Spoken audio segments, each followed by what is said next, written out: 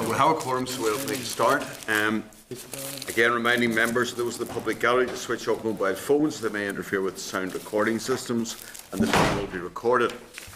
Also, an obligation to declare any relevant financial or other interests in relation to today's business, and switching off the volume on all tablet devices. In terms of apologies, we only have one, Cathal Hushin. Any other apologies? No. We have two birthdays. Apparently, Dan's birthday. Yes, we're in the Congratulations. What do you mean? I don't have a birthday. 21 today. 20, yes. Yes. And it's your birthday as well, Geller? Yes, tomorrow. Tomorrow. 21. Bring in the buns or? There's not a bun about the place. Absolutely. You can split a skull. 22. You put jam on the scone today. Sturdy measures. Yes, that's right. Lost. We have the draft minutes of the meeting of the 5th of February, which are there at page 5. And if we just seek members' agreement that these are an accurate record of the proceedings. Great. Yes. Okay. You mentioned too, don't worry about the other. Yes, I will. Yeah. And our first item on the agenda here is the briefing from the City Council on EU issues. If you turn to page 10, the clerk's memo there, and then the briefing from the City Council at page 15. There were two representatives from the City Council. Laura Leonard's here as the European and International Relations Manager, and Councillor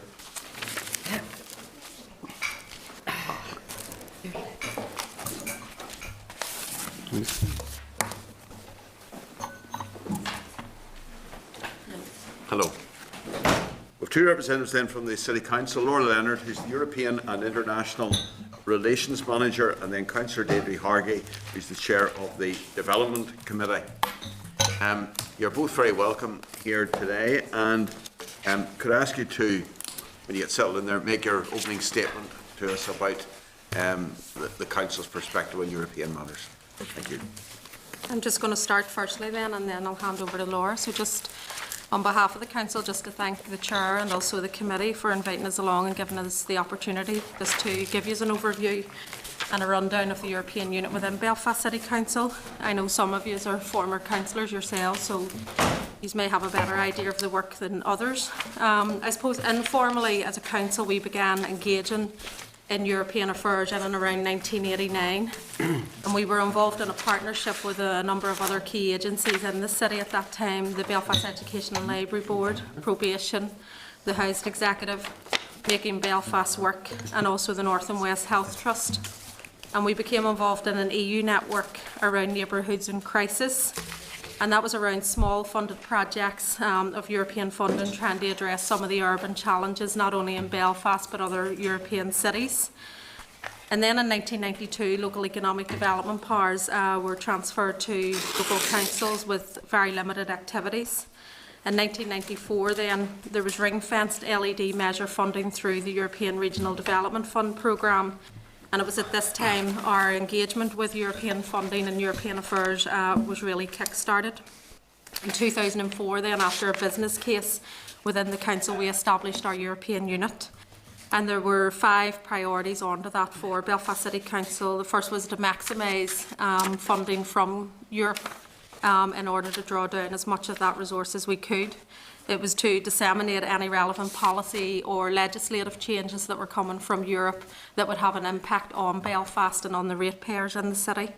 It was to engage in other European networks and to learn from other partners and how other cities were approaching the European Union and also the funding streams. Importantly, it was to promote Belfast at a European level, and it was to learn best practice of what other cities and urban centres were doing across Europe as well. Our European unit learned also from other cities before it was established. We looked at the likes of Leeds and Liverpool, Manchester and Birmingham, who had their own dedicated European units within their councils. And they not only had their unit within their own council areas, they also had established offices or connections in Brussels. And we felt that it was important that if we were to create a unit that our staff would also be based or would commute to Brussels as much as possible so that they were engaging with key staff and desk officers there. We have 4 permanent staff who work across council within our departments in terms of drawing down or bringing to attention funding streams and policy areas within Europe. And the important part of our work as well is the external engagement with key stakeholders and advising them and also working in partnership with them. And one of that was in 2012 when Laura, our European manager, was seconded to the ILEX project in Derry, and that was to explore European funding opportunities for the Derry One City, One Voice plan. Obviously, under local government reform, as councils become bigger, we've been working with a number of other councils in terms of them looking to establish European units, and I suppose learning from Belfast's example. I suppose what we pay on our European unit, it's around 250,000 per annum to keep the European unit operating, but over its lifetime it's drew in over £30 million in funding. And these have been, I suppose, important to say, these aren't the mainstream programmes that come through the executive. These are transnational programmes outside of those normal EU programmes such as ERDF, and we've been able to draw down over that amount of funding. But even with the mainstream programmes and with the assistance and help from the unit, I mean, in the Council's recent investment programme of 150 million over the last Council term, over 50 million of that capital investment and funding came from European programmes. So even beyond the 30 million, there's been a lot more the Council has benefited from. We would advise with any who are looking to develop EU units within their new councils as well, that it should be more of a holistic approach, that all of the work through councils or the various departments should actually be drew in or focused in and around the European unit, and that should be based on the organisational priorities either of the council or of the organisation. I'm going to hand over just to Laura now, who will give you more in-depth detail of the types of programmes that we have channelled in from those transnational funds. Okay, thank you, Councillor. So, as Councillor said, the focus of my unit is to secure funding and maximise funding for Council from the competitive EU funds, which normally requires you to work with at least 2 other member states. And just to give you a flavour of the types of projects that have been funded through that 30 million over the last 10 years, I'll just run down a few examples. So the Urbact Fund, and there's now an Urbact 3 programme in the current programming round. We had 2 very successful projects there. One was working with 8 other European cities to look at how councils and local authorities address barriers to integration in terms of migrants in the city. And we did a lot of work there with stakeholders and service providers for migrants.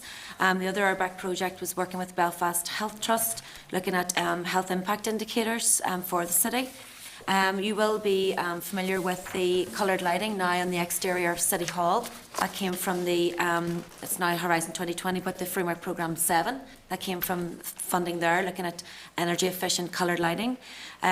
We also drew down funding to look at address waste management challenges and recycling technologies for the city. And we also drew down funding to work with our youth forum in terms of exchanges with Finland, looking at youth democracy and leadership issues. That's just a flavour. Our current focus is looking at the current programming round 2014 to 20, and we've spent this last year, 2 years basically, looking at drilling down into those programmes and where the opportunities lie and where those opportunities align to the council priorities.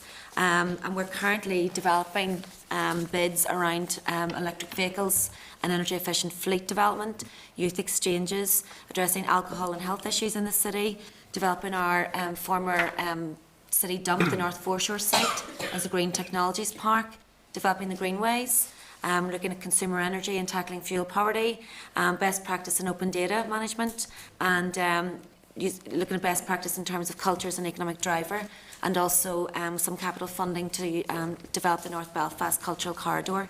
So it's a whole raft of thematic areas, and we've identified a whole raft of EU programmes. In addition to the funding, we also play a very key role in supporting city and regional stakeholders in EU activity. And you will be aware that we established the Northern Ireland EU Regional Forum with all-party agreement back in 2012. That's currently co-chaired with the OFM-DFM, and it has now over 130 members, urban, rural, business, community, across the whole of Northern Ireland. We chair that with the WFM DFM, and they currently have 2 full-time workers based in Belfast City Council, although that's now subject to review come the end of March. To me, that personally and professionally believe that is a very, very important platform for cooperation and engagement in EU affairs, and it's very unique. It's the only platform that exists in Northern Ireland, and other cities and regions are actually looking to us for best practice. I think key to all of our work is interaction and communication. We work very regularly with the MEPs, the ECOSOC members, the Commission office here in Northern Ireland, and we have direct communication with the named Barroso officials in the actual in the European Commission. We would lift the phone to them on a practically daily basis. In terms of opportunities from your perspective, within the DCAL Committee and Department, I'm sure you're already looking at these funds, but just to throw out examples of where I believe that there are opportunities for your area of work. It's the Erasmus Plus programme, particularly the new sport measure, Creative Europe for cultural and creative organisations, including the media, Europe for citizens in terms of EU remembrance, Council of Europe and its intercultural dialogue strand, and the Interreg B and C programmes who have cultural and heritage focus, and the URBAC 3 programme, where there are opportunities there for local and regional authorities, and it's a very easy programme to engage in. No doubt with respect to the Interreg and Creative Europe programmes, DCAL's already spoken to your regional desk officers in SEUPB and the Arts Council, and I was speaking to Shauna McNeely in the Arts Council just last week, and she will soon be ready to kickstart the 2015-16 work programme, and there's already a very healthy interest in the Creative Europe programme across Northern Ireland. And from a Belfast City Council perspective, we're engaging with Generate Northern Ireland to look at a skills development and showcasing project for the music industry. So there's a lot of work going on behind the scenes. Having said all that, there are many opportunities, but there are also challenges to EU funds, and I know these challenges inside out after 10 years of managing the unit. And those would be capacity within organisations to do this additional work, because it's mostly a bolt-on to other people's daytime jobs. There's a long lead-in time, sometimes over 18 months, from identifying the fund to project development, partnership development, through to letter of offer, delivery and closure. The ability to understand the EU jargon and engage with other partners in other languages. The ability, very, very critically, to provide match funding for projects, sometimes up to 50–60%. Understanding that most of the transnational projects are about learning and exchange and networking, and not capital and staff funding, although that can be secured in some instances. And critically, linking the local priorities and your organisational priorities to the EU 2020 strategic context, and showing true additionality, that what you want to do isn't something that you would have done anyway, and that what you're doing is because you're working with other partners across the EU. Committing time to travel, to source information and partners, and being aware that you shouldn't always look to lead a project, because leading a project is highly bureaucratic. So really, I've just pointed out some of the opportunities, some of the challenges, and to conclude, I'll hand back to Councillor Hargett. Yeah, no, just the final points, I suppose. I mean, that collaboration and networking with other transnational partners is crucial, and it has been crucial in terms of Council maximising our drawdown from European fundings, not just from the mainstream fundings from the executive, but the kind of wider scope of funds that are available within the European Union. And more importantly, not that our staff haven't been busy enough with European affairs. We have also recently, over the last 2 years, established our international relations framework, and it's now the European unit that heads this work up. And that's where Belfast now as a city are starting to make international connections with China, India and North America. And there's a programme of work to be done there, as well as what we're also doing in Europe. So our unit is now taking on that programme of work and rolling that out, certainly in the next council term as well. So it is much broader than Europe, but with the opportunities and experience and networks that we have created, it is allowing us to think globally now as well as, I suppose, on a European level. Okay, thank you very much indeed for the presentation. Gordon? Thanks, Chair, and thanks very much for your presentation, ladies. Just on the Northern Ireland Bureau, how have you found them as a body to work with, obviously in Brussels? We would work regularly with the Northern Ireland Bureau, very closely with the team, and we would use the Northern Ireland offices a number of times a year to host workshops and engage with our partners for project development. Yeah, so we had a very healthy relationship. I've been over, and it's certainly an impressive setup, and I think it would just concern us all that enough people are not using it, you know, from Northern Ireland, and business folk that are trying to get funding and so on. I think we should all be doing what we can to encourage more people to use it. The European Regional Development Fund, you mentioned, Councillor, earlier on about that you were able to draw down funding on that. We have, in our last investment programme, we committed to 3 big, large-scale capital projects in Belfast. One was the extension of the Waterfront Hall into a state-of-the-art conference facility. The other was the North Foreshore in the north of the city, which is around developing green technology business park. And the other was the Innovation Centre on the Springfield Road in West Belfast. And through those we had submitted applications to invest, to draw down ERDF funding, and we've been successful to the tune of over £30 million. Very good. Thank you very much. Just one other point, the Framework 7 funding. As a member of the EDI committee, we've looked at this closely, and there's always been a great difficulty in getting businesses to engage for the Framework 7 programme, especially in relation to R&D. The big challenge is in relation to having partnerships in Europe. Have you found that an issue and a challenge? No, because we have been part of the Eurocities network since the early 90s, and we have over 140 cities who are partners in Eurocities network, so we can essentially lift the phone to any officer in any city within those. In terms of Framework 7, I think that we need to err on the side of caution in terms of the successor programme, Horizon 2020. It is not for every company. It's only for companies who are wanting to engage in research and bring that to market. R&D, yeah. It does still throw up major challenges to small businesses who don't have the resources or the expertise to get engaged and to try to make it work. So is the Council in any position to support SMEs trying to draw down money through the Horizon 2020 programme? Our role would be facilitating information sharing and encouraging SMEs to go to Invest NI. We now have a dedicated team of people there to promote the SME instrument of Horizon 2020. And I think that the infrastructure around promoting Horizon 2020 in Northern Ireland is now there. It's excellent. And there are a lot of people, desk officers and contact points to support. Okay, thanks very much. Thank you. Thanks, Chair. David Hilditch. Thanks, Chair, and thanks for your presentation. You appear to have been very successful, but I think we knew that when we invited you up so we can get your experience. We're trying to sort of delve a wee bit further into Northern Ireland and see where the disconnection has been. You did mention that you had obviously done some work with the ILACs, and there's some night talks with the new council groupings, pre-RPA, which is obviously a few weeks away just. But what sort of discussions or what sort of forums have there been prior to that with local councils over maybe the last decade? Have other councils been missing out really, or? I think yes, the other councils have been missing out. From Belfast's perspective, we had a metropolitan area working with the councils surrounding us. So, but I would say that there have been more engagement over recent years through the Interreg partnerships. We're looking much wider now than just the Interreg funding. And have NILGA played any part in trying to drive the European scene forward? NILGA have an EU officer who would work and engage with all of the local authorities where opportunities arise. So they've played their part, surely, yeah.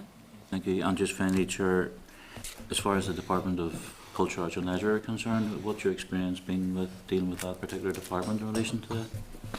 We haven't engaged directly as a partner in projects, although we're beginning now to work very closely with the new desk officer in the Creative Europe. And we've worked with Shauna and the officer before her in terms of the Northern Ireland EU Forum to jointly host information sharing sessions, and we look forward to doing more of that in the future. I suppose just to add, some of your queries, we invested initially, it is around 250,000 per annum in Belfast, and obviously we are a larger council, although the other councils will become bigger. And I suppose it is a big investment and a big ask for councils to take the risk in that. But the important thing, I suppose, that Belfast has been doing is trying to engage with other councils to show them that if you do put the investment in at the beginning, you know, you will reap the return of that, and it's maybe giving them the advice and the assistance. And as Laura said, we are nearly asking people to do things over and above their normal day-to-day job, and that's why we do say if councils are going forward in the time ahead in the new 11 council models, they should be looking to invest in a dedicated unit or at least a number of staff that can really look to make the connections within Europe and draw down those funds. Thank you, Chair. Okay, Alderman McMullen. Thank you, Chair. Thank you for your presentation. You're obviously very successful with your unit there. Can that be replicated to other councils who have smaller budgets, etc.? Could they do the same? They could. I suppose that's part of the issue would be, I suppose what I would appeal to other councils if they wanted is, you know, to talk to us in Belfast. There's the EU Regional Forum as well, and, you know, to try and make sure they're tied in and they're partnered in on that. But, I mean, Laura and Belfast City Council are always open for any council to come along and engage. The big issue, I suppose, is taking the risk of how much you're going to invest initially, because it will mean putting some money in at the start, either to employ staff or a resource that can go and chase the opportunities and the resources within Europe. So it is a risk at the start, but it's maybe learning from how Belfast have done it right, but also learning from our mistakes as well. And you know, it is that, I suppose, invest to save or to draw in more money. And I think as well as that, you know, we've got already existing Interreg partnerships. Okay, their focus has been the Interreg 1, 2, 3 and 4 programmes, but there are very skilled people there who come, you know, the end of this current Interreg programme, those partnerships are going to disappear. And maybe there's an opportunity there, instead of having 11 EU units, that people come together in groupings. It's very interesting in the role of Invest NI in all of this here, because I see now they could be now in partnership with a new tourist, Northern Ireland tourist company set up. Will they have a big role in the whole thing to play, Invest NI, in the future? Well, they're the managing authority for the ERDF programme, so that's a huge role to play. And they also have the dedicated unit for promoting Horizon 2020 to small companies. And they also run the European Enterprise Network, which is about you know, promoting opportunities in Europe to small businesses. So yeah, they have a hugely significant role to play. The last thing is, could there be a unit here? I don't know how a unit here would be able to engage across all departments, but certainly there's already an existing resource here through Shauna McGee, who's sitting behind me, who has a dedicated role in Europe here at the Assembly, and has just launched a very, very useful EU Matters newsletter. Okay, thank you. Okay, thank you. Rosie McCordy. Gormaiagdi Caherly, thanks Chair, agus Gormaiagdi Dom Carl Mr. Falsharov, Imagine. Thanks very much, and you're very welcome this morning. Very interesting presentation and lots of information there. In terms of, I mean, it's clear that Belfast has been very proactive and ahead of the game in the north in terms of seeking out EU opportunities. So, what would your advice be, or what would be the untapped opportunities that are out there that in any way the executive or the departments could avail of, that maybe that they haven't tapped into yet? I think personally, looking to what other regional authorities, how they're engaging in Europe. I think as well, building capacity for members around European issues and around European policy and legislation. When you go to Eurocities meetings, you have the same politicians over and over again, like Sir Richard Lees of Manchester, Sir Albert Bohr of Birmingham, and they are, you know, very, very skilled people who and familiar faces. And I think there's a real opportunity for the Assembly to look to other regional workings and learn from them and engage with them on higher policy issues. Okay. And in terms of the arm's length bodies that would be attached to Culture, Arts and Leisure Department, do you feel that they have tried as much as they could to avail of EU opportunities? You know, like maybe Sport NI, museums, libraries, Arts Council, the arm's length bodies that fall under the DCAL remit. Do you feel that they have been proactive enough, or are there opportunities out there that they could maybe avail of?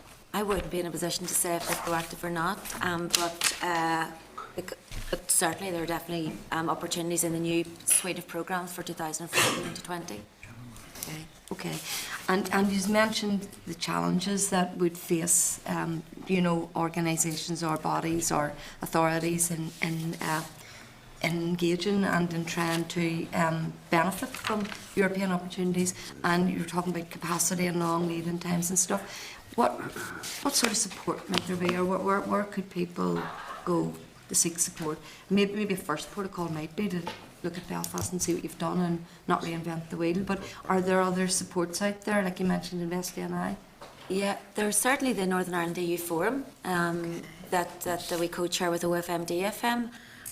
It's the only vehicle really where people can come together and participate and work with each other.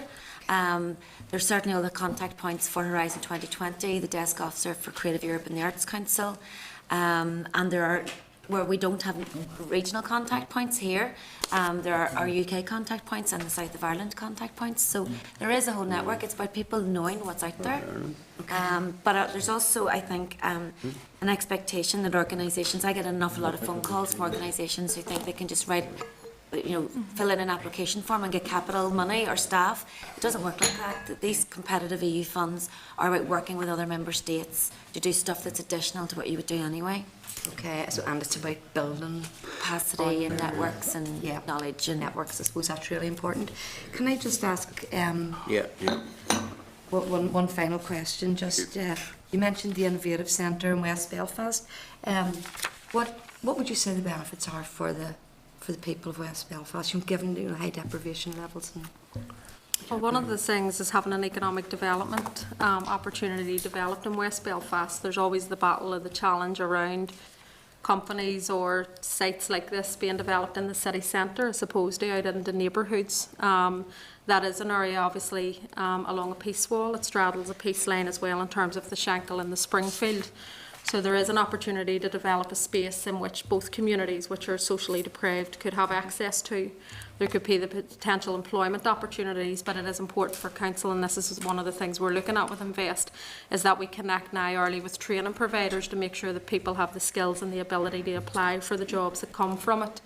We're also looking at the procurement and social clauses that can be built into the contract, even once the construction is completed, around services for the site. And can there be local organisations that could avail of that, such as social economy projects? So there's many opportunities, although it must be said it's not without its issues in drawing down European funds. I mean, Belfast have been good at it, but it's been through a lot of hard work and putting the resource in to begin with. The engagement, though, with the likes of Invest NI and your transnational partners is crucial. Because things can slip. I mean, even with that programme, some of it slipped at a cost to council. And it is important that no matter what fund or strand of work that you're trying to go for, that it's tied to your organisational priorities. So, I mean, council is learning as it's going along around this that it needs to tie to what our priorities for the city are in order to draw down the funding, and that you do have to have some level of resource to match fund the European monies that you're getting. Right, okay. Thank you. Thanks very much. It's also great to hear 2 projects there for North Belfast. Yeah. You get everything? Now we introduce. Well, William Humphrey. Thanks, Chairman. And thank you both very much for your presentation. It's great to see Belfast leading the way as usual. It's always got the funding. Just wondered how long that would take. 2 seconds. The rest of us suffered. In terms of Interreg and Comet and stuff, where the councils have worked together in the past, I mean, obviously Belfast took the decision, set up the the European unit, and others didn't. The monies that have been unlocked, hugely impressive. As a former chair of the Development Committee in the City Hall, I know the work that is done there and how well Laura is regarded personally. Can I, by those in sort of the Euro cities and so on, but can I ask, with the super councils coming down and the greater economies of scale that they're going to have, does this provide an opportunity for the councils that other members have mentioned this morning to do what Belfast has done in terms of having that extra resource and disposable finance, you would think? Yeah. It can. The question would be whether you need 11. Yeah. That would be the conversation that would need to happen. And as Laura touched on with Interreg partnerships, I mean, there is an expertise out there. They're not all coming from councils as such, so it's how you can bring those expertise together. And then it's just a matter for councils to work out, do you need a European unit for all of the new councils? Do they have the resourcing? Because the big thing will be, are they going to risk putting the money up front to invest in this? And obviously they can learn from Belfast, but I think it provides more opportunity to have a greater focus on European funding and affairs and issues around policy. But whether you need 11 or not is just the call then that would have to be made. You could almost do with tourism and sort of art, with their RTPs. In terms of the joined upness, I've always said about how good and effective, to their credit, the Republic of Ireland is at drawing down money in Europe compared to Northern Ireland. Obviously we suffer because we're part of a nation state, but in terms of the joined upness between councils and the Northern Ireland Assembly, is there more, Laura, that can be done there in terms of, you've got too many government departments here, and that will hopefully be downsized, but you've got, the opportunity is provided with the reform of local government. Is there more that can be done that you've seen happening in other countries that we could benefit from in terms of drawing down that money? I think it would be useful if, I think a model of good practice is the model that Derry and where Derry and Dell have put in 1.6 million, I think, to put in place the contact points to promote Horizon 2020. I think it would be very, very useful for all stakeholders across the whole region if that was replicated for all the programmes. Erasmus Plus, now you've got the Creative Europe Desk Officer, but what about Erasmus Plus? What about Europe for Citizens? I know that SUPB have one officer looking at the Interreg B and C programmes. I think maybe more resource could be put in there to promote the many opportunities that are within those programmes that people aren't aware of. So I think maybe if some resource was put into other departments to home in on the programmes that are aligned to their areas of work, that would be very useful to people.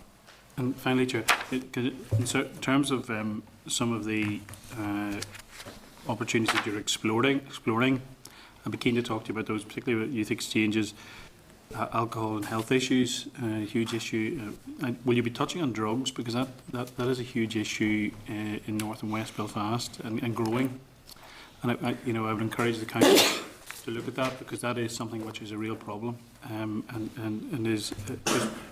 and also I think it's very welcome to see in terms of using culture as an economic driver.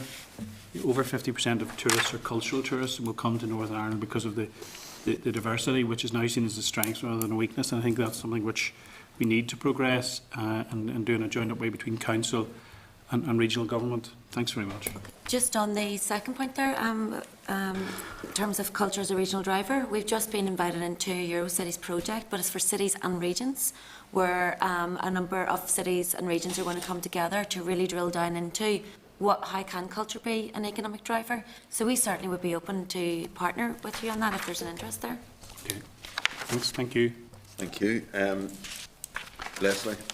Thanks, Chair. Good morning, ladies, and good to see you, Laura, again. I still remember my days on the Comet project, and also North Down's Edge Capital Cities programme. Yes. 2 points I'd like to raise with you. One is the effect of the Great War in Europe as it is now, the effect that had on the whole thing. Many young youth groups, young people, organisations want to go to the battlefields, go to the places they're now reading about, learning about, seeing on television. Is there anything specific that's been done in Europe as a whole to handle this particular centenary sort of situation? It'll happen once every 100, it'll only happen once, I think, in the 100 years, not the end of it. But it's a very special time, and are there any particular funds for such organisations? I would encourage you to look at the Europe for Citizens programme, which is a massive strand around EU remembrance.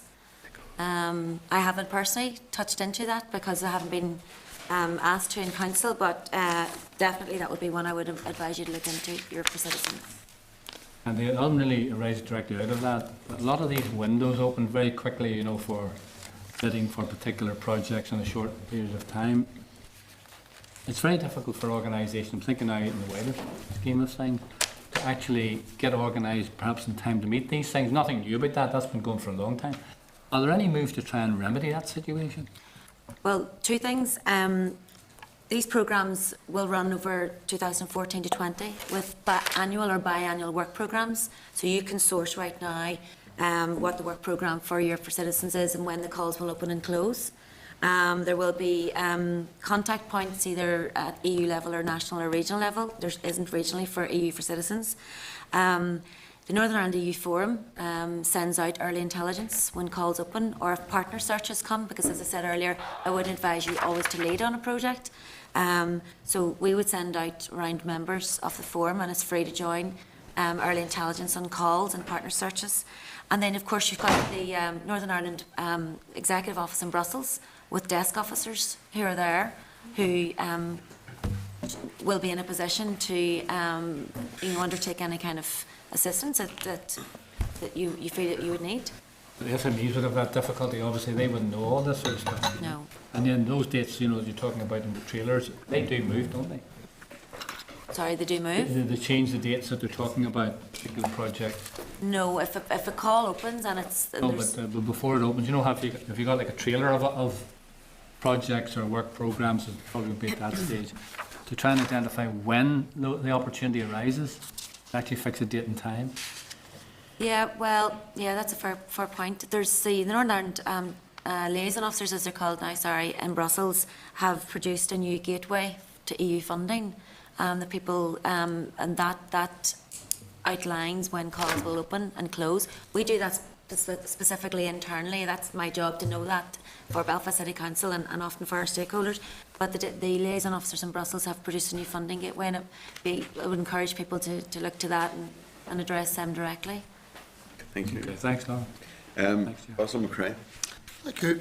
The Chair's normally very keen on us sticking to the topic, which is not Europe, I guess, in the sense in generalities, but Europe as it relates to culture, arts and leisure. So there's a number of points that I'm interested in.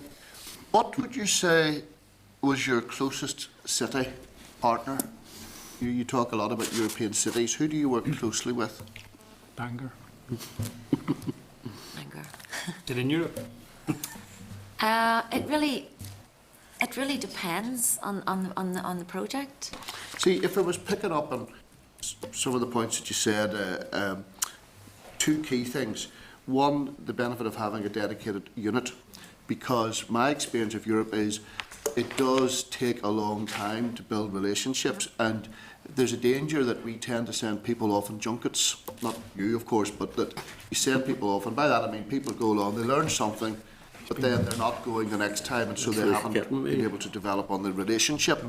So I'm interested about how you have a dedicated unit that you need that for long term. And I also think it's important, and I just want to say that you've said several times and in the report that Europe is not about getting capital or funding staff, it's about exchanging ideas. So the question I ask is, if you were looking at how would Belfast, as a city-state, as it were, or a city entity, how would it build better relationships and who with? I think the critical point in terms of who would you partner with and who would you be your natural allies, you need to be part of a network. For me, the bread and butter to my day is being part of the Eurocities network, where I can lift the phone to an environmental officer, an economic officer, a tourism officer in any city. Different cities specialise in different things. So the Scandinavians are up there on entrepreneurship, open data, community planning, and environmental issues. Being part of a network, you tend to know who's good at what. So you've got the Eurocities network, you've got the Edge Cities network that I'll say Councillor Cree referred to. You have Erin, that's all about information technologies. So when you get into the scene, you get to know which networks are relevant to your areas of interest. But the Chief Scientific Officer of the European Union, Anne Glover, well, she was until they abolished the post, she did tell us when we were at the European Scientific Cities thing, she said, the future Well, it is a case that it might be perceived as this, but I tell you the bit that I got out of it, which may be useful, that you said that they don't often do huge blue sky thinking about the European Union, but they were asked by the Commission and they came forward, they said, how will Europe develop? And they thought it would become not so much regions, but city-states, you know, a city with an area around it dealing with other city-states.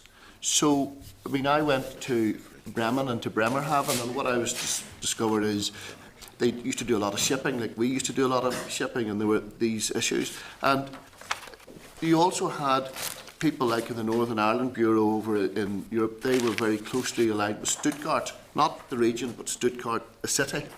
So what I wonder about, because I want to just finish on the point about the cultural bit, I just said at this stage about establishing that, given that we can't be with all cities, you know, you can't part with everybody, how would we identify, you know, should we go with Bremen, or should we go with Stuttgart, or should we go with Milan with Leonardo da Vinci?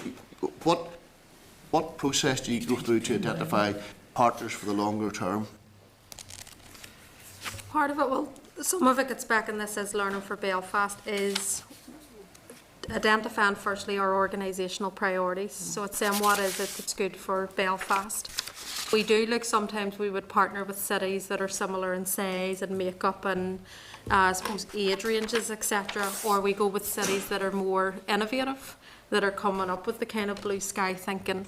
That's some of the ways. The big issue, I suppose, for council as well is how you connect the politics to our staffing and resource that's there.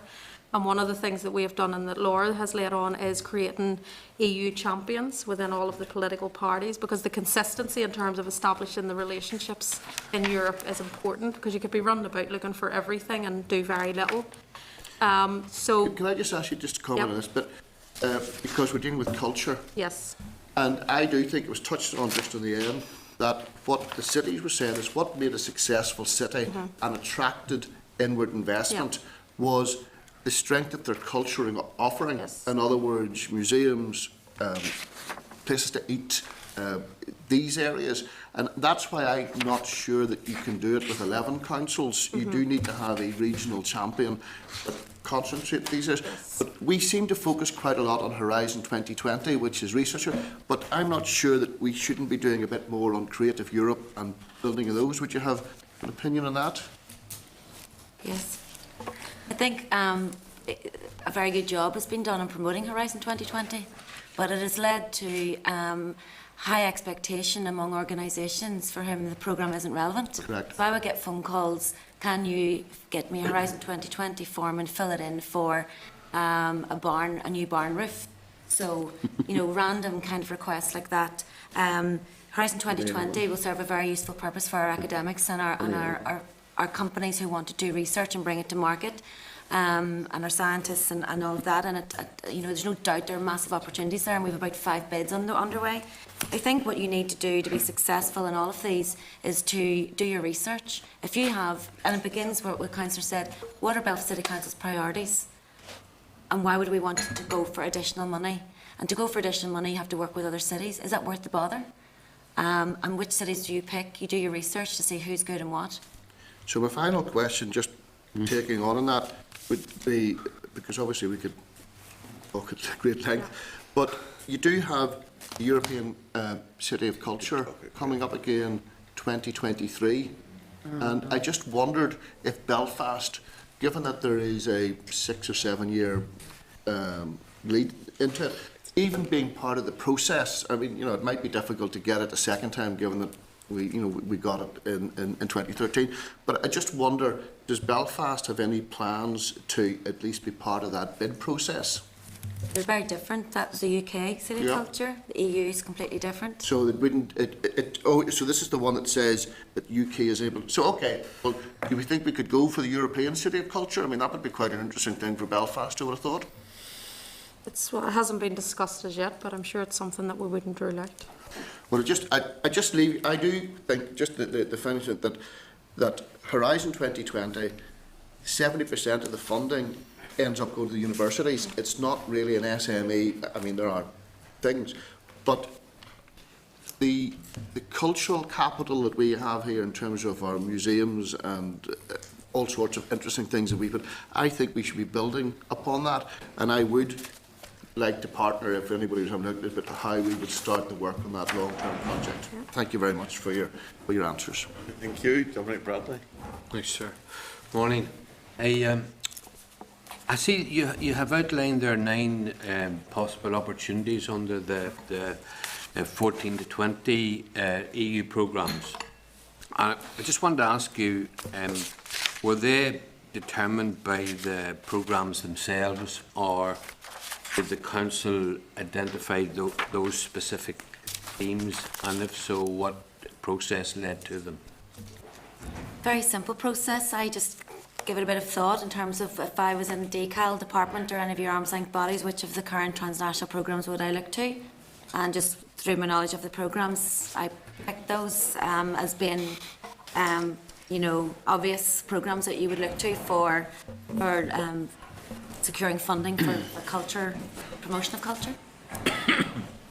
And how can you be sure that they are sort of meeting the needs of the city? Well, what we do... It's going to come on. Get a new roof. Come on, do it. You get a few balls? We basically look at our city strategy, so our corporate plan and our tourism strategy, our economic strategy. Look to see what the priorities are, what is it we need funding for. We then look at and drill down into all of these EU programmes. If we see a match, then we start to pursue and source the work programme for these for the year and see if there's a natural alignment. And if there isn't, we discard them. And if there is, then we start to look around and see if there are other cities out there looking towards these programmes and approach them for partnership. That's the crucial thing. It's getting back to your organisational priorities, and it's trying to define that and prioritise within that what you're going to do. Because with the European commitment, you obviously have to put a resource into it, whether that is capital or through programmes. So it needs to match what the priorities of the city are. And there's a bigger opportunity, I suppose, with local government reform. As councils take on planning functions, they have to develop area plans. That you can maybe refine that a bit more. And I mean, one of the issues in Belfast is around fuel poverty or poverty and deprivation in general, where the trends are actually getting worse rather than better. And, you know, one of the things we would be saying to Laura is there a programme that we could look at, you know, that could draw in extra resources for the city, but more importantly, look at best practices, what other cities or regions are doing. So, but it gets back to what your organisational priorities are, whether you're a council, a department, a university. And that's probably why universities do it so good, because they're focused on it. And Belfast, you know, are refining this as we're going along, even with the European unit. And it's just our officers then, I suppose, opportunities will arise, and that's what our officers in our unit are good at, to say, here's an opportunity, how can we refocus slightly, you know, to try and draw it down. And can I ask you, what stage are these themes at the moment in the process? Okay, so each one of those 9 programmes and others run throughout the cycle 2014 to 20. And depending on the programme, you will have already printed, published for 2015-16, an annual work programme or biannual work programme. So you can source that, or, you know, officers can source that. Look down and see what kinds of things are going to be funded under that particular year, when the calls will be, how much percentage of funding you will get, many partners you need, and then that's a process you have to go through. And sometimes it can take up to 18 months from concept to actually getting a letter of offer with money. And the best practice in cities using culture, where are you with that at the moment? Okay, Eurocities has just secured, the network of cities, has just secured the funding for that project. So by the 20th of February, we have to put in our ask, if you like, our expression of interest of being a partner.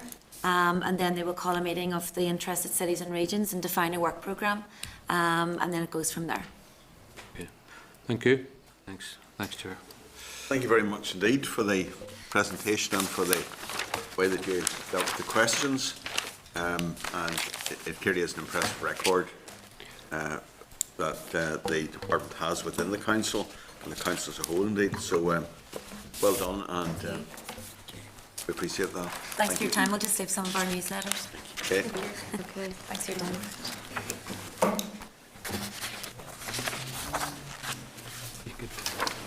He's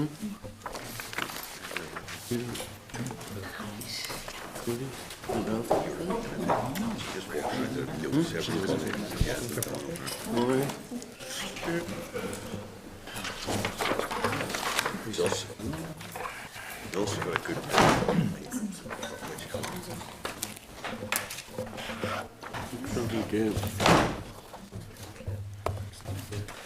Okay. Point two. Yes, board like to. Okay. Are there any actions members want to take on the back of the presentation, or do you want to wait until we've had the presentation? Oh, sorry, Rosie, yes. I think it might be worthwhile writing to the arm's length bodies, asking them, are they, what opportunities have availed of, or what action they've taken to avail of European opportunities. Well, if we get the presentation from the department first to hear from them what is being done, and then back to that. Thank you. Okay. There's the clerk's memo there at page 21, which includes a list of questions put to the department ahead of the briefing at page 25, and the decal briefing paper is on page 27.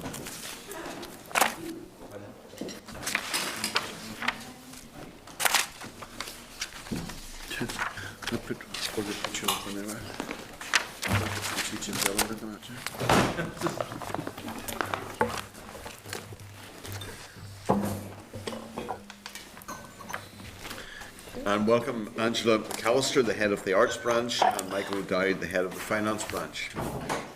If you'd like to go ahead and make your opening statement. I want to thank the committee for the invitation to be here today to discuss DECAL's approach to accessing European funding. As the Chair has referenced, I'm head of Arts Branch in DECAL, and my branch leads on EU engagement issues, mainly in relation to competitive funding. I represent the department on a European Task Force working group, formerly the Barroso Task Force, and the department is represented at Deputy Secretary level on the overarching European Task Force working group chaired by the junior ministers. DECAL's engagement to date with Europe has focused largely on competitive funding, and we are of the view that there is scope to expand our EU engagement and that more can be done in this area. The department is currently conducting a feasibility study to explore the potential for access to other EU funding sources, particularly structural funds, which the department and its arm's length bodies could avail of. DECAL's strategic objectives in relation to Europe are to maximise engagement, including accessing relevant funding opportunities. The Executive's European priorities for 2015-2016 are currently being agreed, and DECAL has been involved with and contributed to this process. DECAL will be submitting targets for inclusion in the European Implementation Plan, which will be monitored throughout the year and progress reported to the Executive. Whilst the amount isn't finally agreed, the Department will take a target in relation to increasing competitive drawdown figures to help contribute to the Programme for Government target to increase drawdowns from 20% to 50% by March 2016. There are two challenges for the Department in terms of the European agenda in 2015-2016. In terms of competitive funding, the challenge is that funding can be difficult to access, particularly in the case of organisations who have no experience in accessing the funds. Competitive funding bids require partnerships with other European countries, and in some cases up to 9 partners are required. It can take up to a year to make these connections and build up relationships, but it can be done, as demonstrated by the Arts Council and Armagh Observatory's success under the previous funding round. In terms of assistance with this, the Arts Council has a dedicated resource in place to help develop the capacity of organisations in the arts and culture sectors to engage with competitive EU funding, particularly the Creative Europe stream. This resource can be accessed by other arm's length bodies as they seek to successfully engage with Europe. The challenge for us for engaging successfully with structural funds in 2015-2016 is that, whilst adopted by the European Commission, calls have yet to go out for the ERDF Investment for Jobs and Growth programme and the Interreg programmes, although application workshops are being put in place at the moment. The potential and extent to which the Department can engage with structural funds will be assessed as part of the ongoing feasibility study. Piece 4, another structural programme of potential relevance to the Department, is unlikely, I'm told, to open until late summer or September. And again, the ability for the Department to successfully engage with that fund will be assessed as part of the ongoing feasibility study. I hope this sums up DCAL's plans in relation to European issues. I thank the members for their attention, and we're happy to take any questions. Okay, first question there from William Humphrey. Thank you very much. We've just had a presentation, Angela Michael, from Councillor Hargey from Belfast City Council European Unit. And one of the issues they raised was in around the idea of promoting the city on a European wide basis around the issue of culture. Now, culture previously was seen as something which was divisive in Northern Ireland, but it's now seen as something which is a strength, and the indigenous cultures and then the new populations coming here have meant we have a unique cultural mix. 50% or more than 50% of tourists are cultural tourists who travel the world for a specific reason, not least of them actually, music. And again, we have fairly unique music traditions here. What more can the department do with DETI? Obviously, is the department that's responsible for tourism, but tourism straddles many departments in the Northern Ireland Executive. And, for example, OFM, DFM in terms of the European Bureau in Brussels. What more can be done to ensure that Belfast taking the lead on it, but it can be rolled out across Northern Ireland, because obviously DCAL, being a small department, has a small budget. What can be done there to work on a collaborative basis with the City Council and indeed other super councils when they come and stream the 1st of April? I can certainly look at, thanks for alerting us to that, the Belfast City Council's objective to promote Belfast on a European level, and I could consider meeting the Council and DETI as part of the feasibility study to see if anything European can help in that way. I'm happy to include that in the feasibility study, and as an issue, just heard about it today, so yeah, we could work with them on that. Okay. Okay, thank you. Rosalie McCorley. Jack Harley, thanks, Chair, and thanks for the presentation. Again, in relation to the previous presentation we just had, and it was really very, very impressive in terms of what Belfast City Council has been able to access for, a moderate investment in relative terms. So I was wondering about the arm's length bodies connected to DCAL, and have they availed of all the opportunities, or are they working to build the networks? Because I believe there are sort of long lead-ins, and the groundwork seems to be very important in the success rate. And so it's not a matter of making an application and you get it. You have to actually collaborate and create the networks and engage and stuff. Do you think enough is being done by the arm's length bodies, or is there more that can be done, and how can they be assisted? I would accept we could do more with the arm's length bodies, and I hate speaking to them. Arts Council in the past has been successful. Maybe it's just the nature of their product in terms of arts and culture. It can be shared at a European level, perhaps more easily. The Observatory as well has been successful in previous FP7 funding, and that's replaced by Horizon 2020. They're making a small application at the moment for a Horizon 2020 project.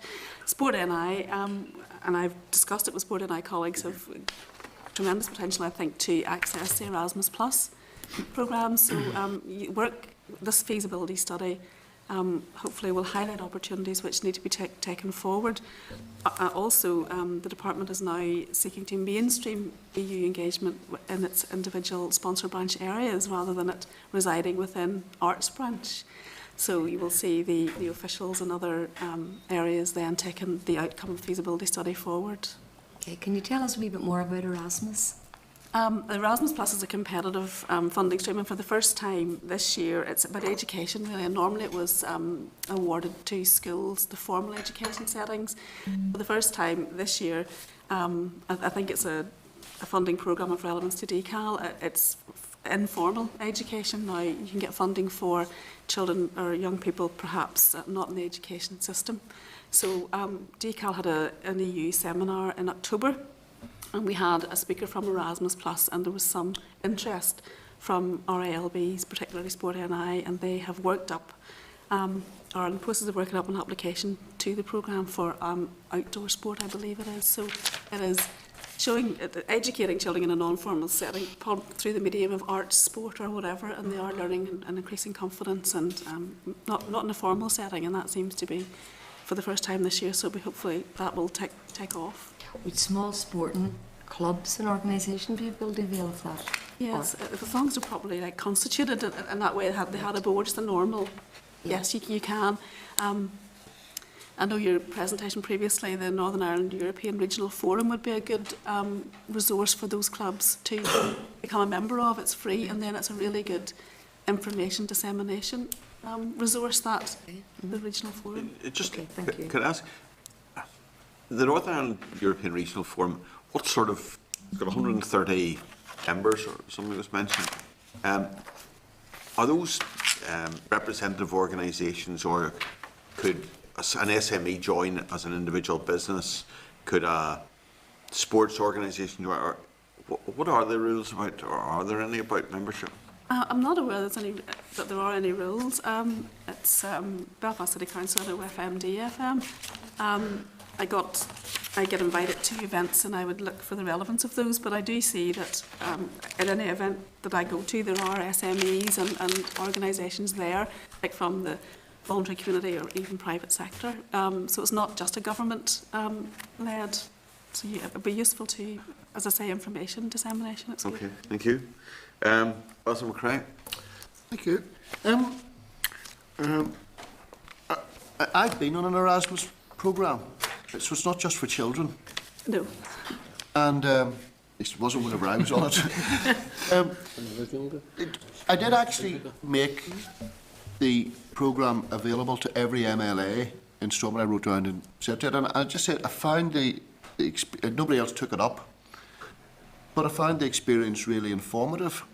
And I just wonder how we encourage people to go and actually find out more about Europe.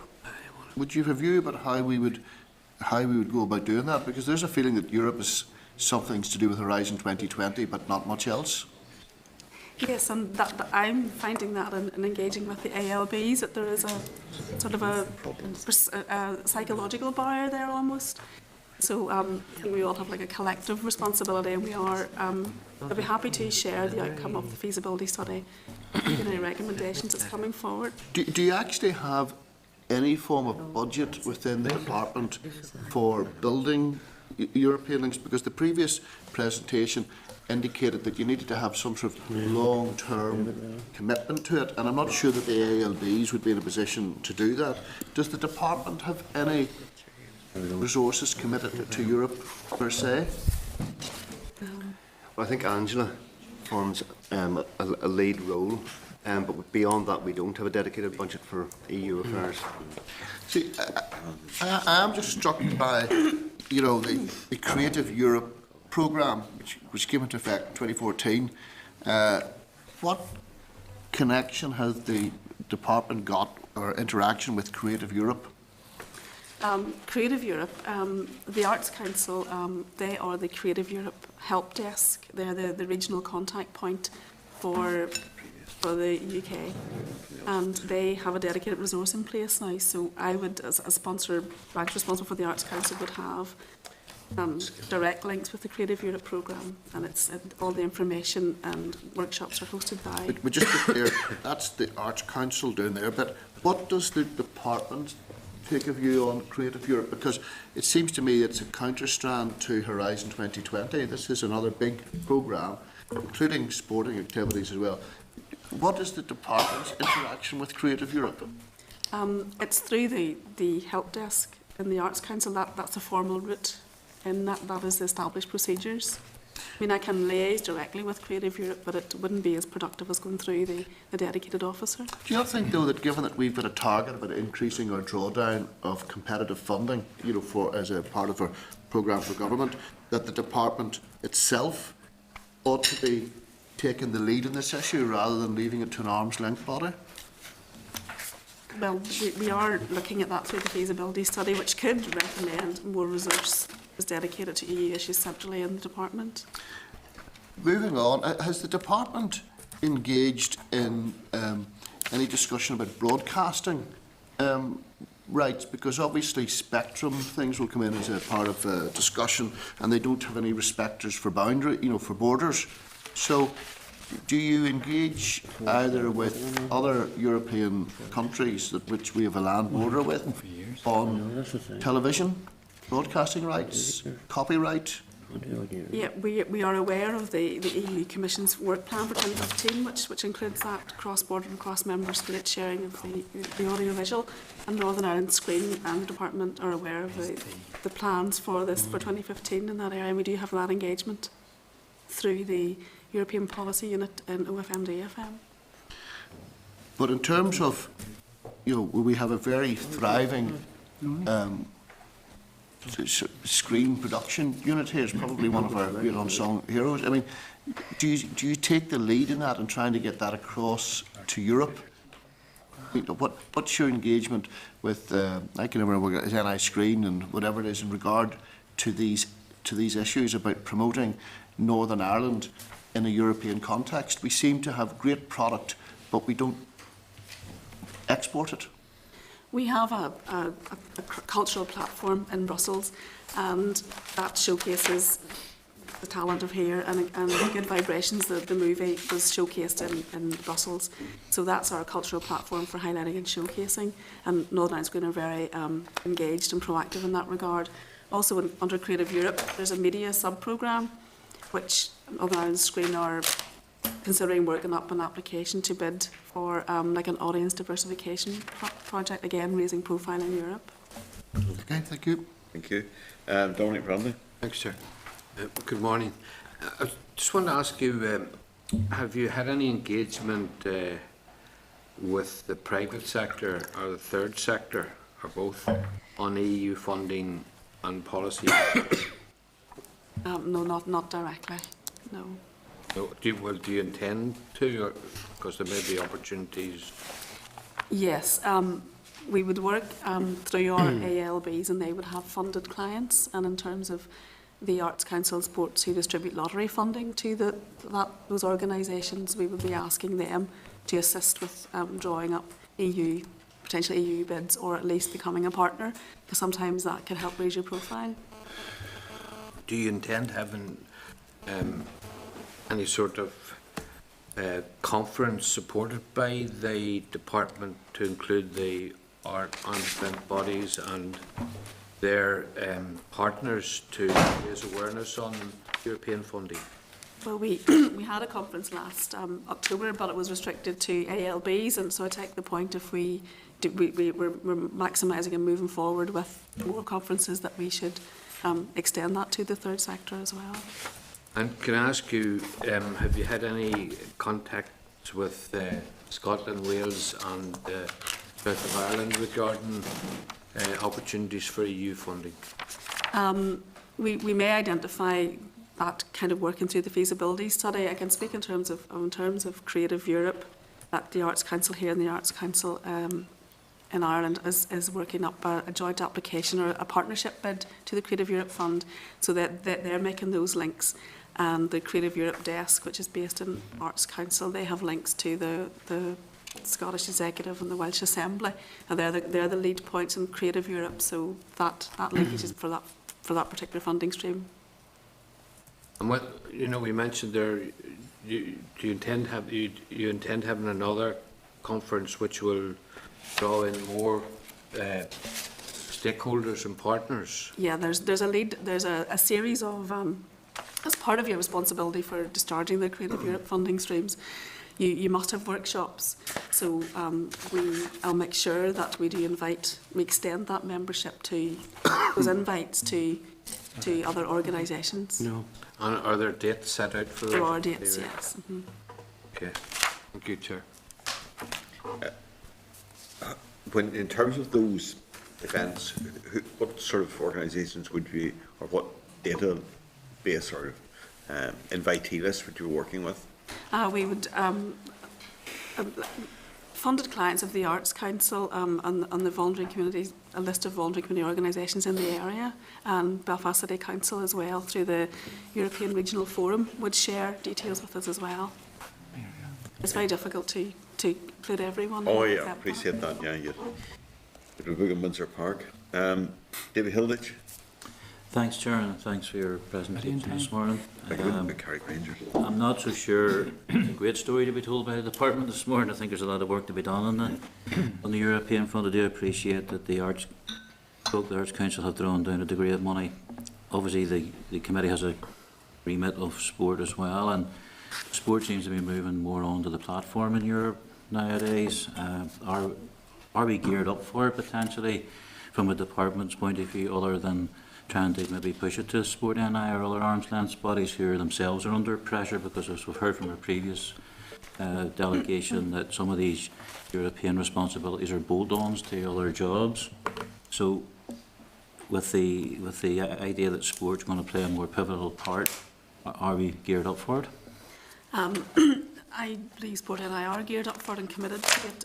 They are hosting a European conference in September, and as I say, they've made an application to the Erasmus Plus programme.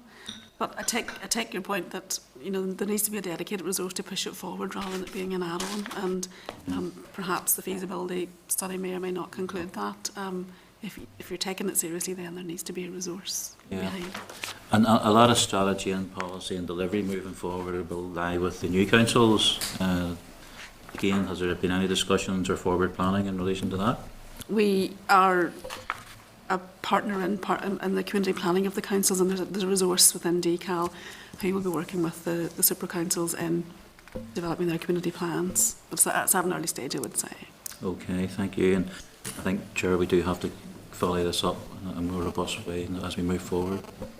I think one of the issues here in this, and hasn't really been said yet, is the relationship between the department and the arm's length bodies.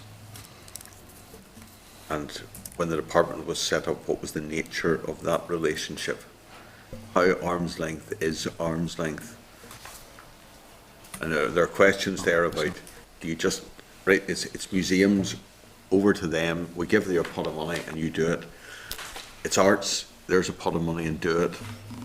And there's very little, in the way it's been set up, there's very little direction from centre there in terms of direction.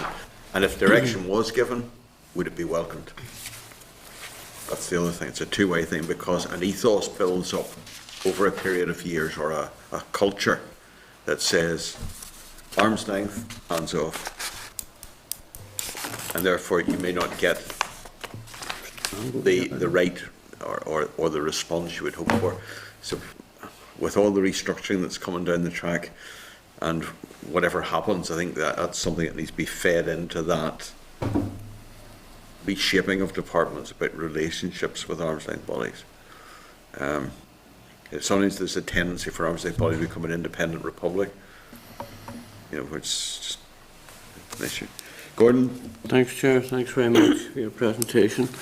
I would say probably you're not on your own within government departments and agencies in relation to this. You mentioned about the difficulty about getting partners, and have you found that a real challenge? As I've said earlier, the work we have done through the DEDI committee, we've found, especially with SMEs, found great difficulty in having partners in Europe to share in their project. Yes, that is a difficulty, and as I said, it maybe is easier for the arts and culture side, because perhaps their product is sort of at a European level. Yeah.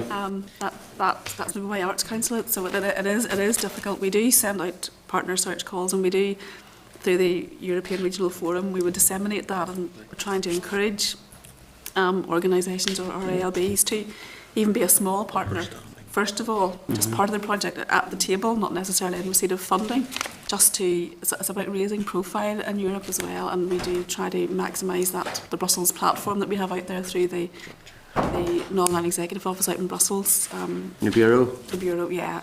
So it's usually about profile and engagement and being in person out in Brussels to be noticed, yeah. You have had contact with the Bureau and the desk officers and so on? Yes. Yeah. Just within your department then, are you the main officer responsible for it? Yes, at the moment, I have lead responsibility for EU engagement at the moment, and we're doing a feasibility study. And have you any other Get staff that. working on it? I have a team of staff, but we're responsible for arts as well as. You've had to do the day job? Yes, I do have other duties to do. Yeah. So you've no one really committed to it solely to finding suitable funding? Such funding? Just recently, there's a cross-departmental forum set up, which would take some responsibility from the arts branch, and that it's now in other branches as well. So it's cross-departmental. We're trying to mainstream this into all business areas, but no, there's no dedicated resource to answer your question. Okay, thanks very Full much. time. Thanks, Chair. Leslie Craig. Yes, Chair, just following on from your point and to bring Michael into it a wee bit, we're now well on down the budget process, as you know. Could you explain to us just how that works with respect to the arm's length body? Do you simply allocate the sums that we already know and that's the end of it? Or is there meaningful and active participation in breaking down that budget with the ALB? There is, from my point of view, what the finance planning function does is look at their savings delivery plans. Savings delivery, yeah. Yes, and decide on whether they're acceptable. For instance, many organisations, many of the Sports Council, Arts Council, will give out grant, basically. So what we want to see with their savings delivery plans is whether there's a proportionate response to the savings requirement. Are they cutting all? Are they generating all their savings from grant programmes, or are they delivering savings in-house? So that's one way we look at their savings delivery plans and the way they approach budgets.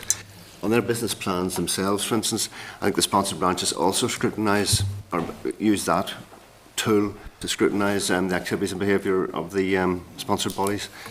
I'm not sure, Angela, if you want to speak a little bit about that, about business planning and business plans of sponsored organisations. In terms of scrutinising activities? Scrutinising, yes. Yeah, well, just as you say, we would do that. Well, you see, there's a difference. I mean, the savings plan's, you know, quite a separate thing, really, and I understand how that would work, okay. But to have meaningful involvement in, for example, how your function's been carried out by that ALB, I don't think it's just enough simply to say, okay, the budget is whatever, but does someone from DCAL not actually take an interest in the apportionment, for example, between the various aspects of that ALB and say, look, we would really like to see more, for example, on creative arts or more on a particular on sport, for example, you take the sporting on a particular sport that's been neglected. You really get your hands dirty in the nitty-gritty of the ALB. Well, I think you're returning to the important point the Chair just made about the balance between arm's length and departmental direction. I'm not sure if you an example you could give on the way. Well, arts will have to stick to arts. And how the Arts Council would disperse their grant in the main is through a competitive funding scheme. So organisations make applications under published criteria. So there would be limited role for the department to get involved in that. It's advertised annually and it's published criteria, and then they would assess, and then how that works out is this organisation. It might be a children's arts organisation, or it might be a creative arts organisation. So that part of it would be at arm's length, but we would agree key performance indicators every year and monitor that through the accountability meetings. So there's no real strategic, if I dare say so, strategic involvement. The strategic involvement is the approval of the business plan by the Minister, and our DCAL priority is we want to see activities that will deliver on promoting equality, targeting poverty and social exclusion. There's no strategy going out into the future where you want to be in 10, 20 years' time? For funding? No, and the various aspects have been carried out by your arm's length body. Just drift along on a year-to-year basis. No, I disagree. They would on, all have strategies. Yes, yeah. Since the Arts Council is developing a strategy at the moment, culture and arts. Not only is there the annual business planning process, there are also corporate plans produced over a longer horizon, which the department will offer guidance on. And which guidance again? You say it's this. What I'm really getting at is, does the department have an overall strategy itself? They would have a number. Have you got a long-term vision for all of the things under your control? Or you simply develop the plans that these bodies produce? I believe we have, and that's articulated in our own business plan and corporate plan. Our vision statement, our mission, our values, and our objectives. Well, they're sort of very sort of omnibus, are they not? Like mission statements. Okay, I don't know, can you speak about the Arts Council strategy on the arts and They have culture? a 5-year strategy approved by the Minister, and we're bringing forward, in the process of bringing forward, an arts and culture strategy. There hasn't been an arts and culture strategy in place for 10 That's exactly my years. point. That's the sort of thing I'm talking about. Yeah, so in terms of the arts, we are scoping an arts and culture strategy which will articulate our vision hopefully for the next 10 years, but it's a very initial stage. Well, no, it's So not. you recognise there's a need for that then? We That's did. encouraging, I have We to did, say. we Yeah. did, yes. But I'm not sure there's been an absence in the past. I mean, sport, community matters. There have been various strategies in the sports area which have been in place for a number of years. No, but it's just going forward. I'm concerned about, that's okay. Thanks. Just, you mentioned there that the arts and culture strategy was at an early stage, and then you sort of pulled back slightly from that. Have we got the terms of reference for that? Chair, we've had a project initiation document that it's pretty high level. And I think we are aware that the first meeting of the Ministerial Arts Advisory Forum has met. Yes. I don't recall whether or not we were aware of the departmental steering group, which is chaired by the Director of Culture, whether that has met or not. I can confirm it has. It has, okay. Yes. So I meant the early stages, that there isn't a strategy produced yet for consultation, and we're trying to devise a draft strategy in conjunction with the strategy, and as the clerk points out, there are 2 groups set up to inform the development of that strategy: the Ministerial Arts Advisory Forum, which is the sector, and the departmental steering group, which are other relevant departments and our other arm's length bodies. Right. Who's next? No, we've Don't done I- listen. the list. I think, there's a further discussion I think to be had here about some of the things that Leslie was talking about there. Let me just ask one question to Michael, because Angela's been doing, just to share the work out. If there were issues like, I know you say you monitor and you give guidance and so on to arm's length bodies, but let's just take an issue here. Is there, say, the issue of the balance in, I'll just pick museums as an example, between focusing money on marketing or focusing money on technical and curatorial skills? How does the department take a view on that? Does that come into it, or is it just, well, or how would that be? Because that's sort of issue around the direction that you're taking museums. Now, it's back to this point. It stuck in my mind when Basil was saying earlier about what our product is that people will come here to see, and museums are an important part of that because it's a way of sampling the local culture. And if you want to preserve that, you need to have the right curatorial skills and so on.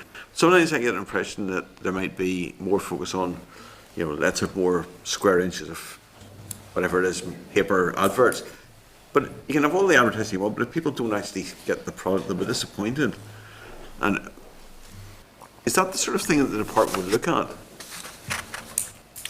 I think we look at both. I mean, I can speak from the financial planning point of view. Yes. We look closely at their business plans, and for instance, if we believe that, say, one budget line, say marketing costs, are either not enough or seem to be too much, then we question that sort of thing. So we'll question their behaviour and the way they go about doing their business from that point of view. And that's from a business planning point of view. From the actual strategy they pursue, that's covered by the relevant director in DCAL. So we're approaching this from two different ends. The strategic end from the director responsible for that area, and he will look at the way that museums' activities and behaviours align with the department's mission. And in financial planning, we also look at their activities from a financial and budgeting point of view, and look at the sort of balance they have between marketing spend, staff spend, curatorial spend. Who is the director of museums? He's been replaced now by... Fergus David. Oh, Fergus David, yes. Okay. Thank you. Thanks very much indeed for the... Oh, sorry, Basil. Would you mind, Chair, just one specific... I wouldn't mind, but I'll let you. So, Creative Europe. Who in the Northern Ireland Assembly, which department takes the lead in Creative Europe funding? Decal. Right. Can you tell us how many successful applications from Northern Ireland have been made to the Creative Fund? I'm aware of one, and that's the Corners project. That's the Arts Council have secured over €1 million.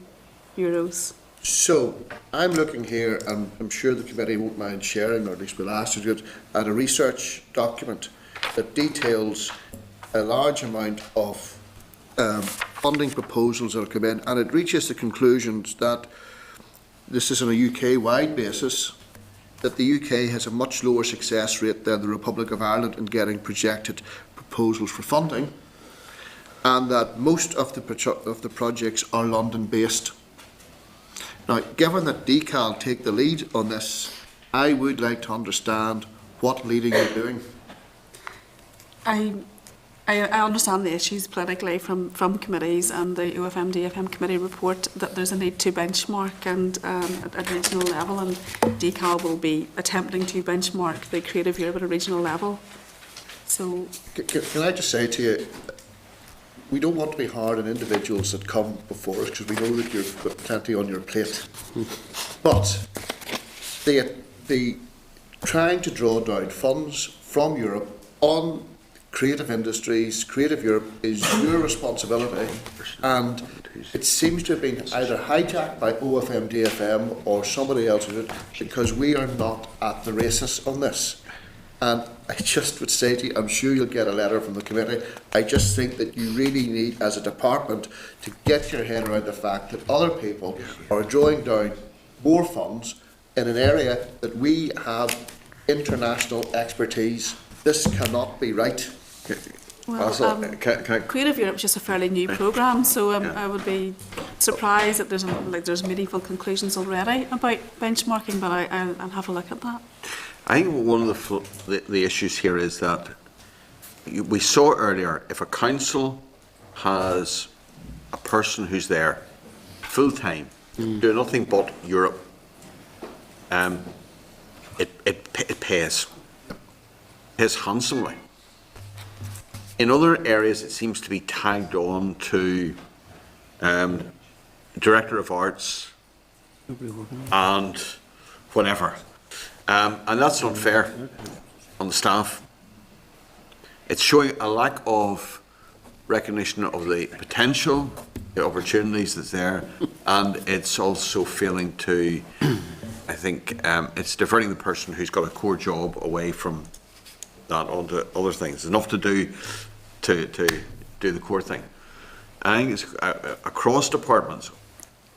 Surely the number of staff we have in the civil service in Northern Ireland, you'd think they'd find somewhere in there somebody who was full-time Europe in each department. And how that relates to the arm's length bodies in this case, because we're different from other departments that don't have as many. And since whatever it is, 80% of the money probably goes out to arm's length bodies.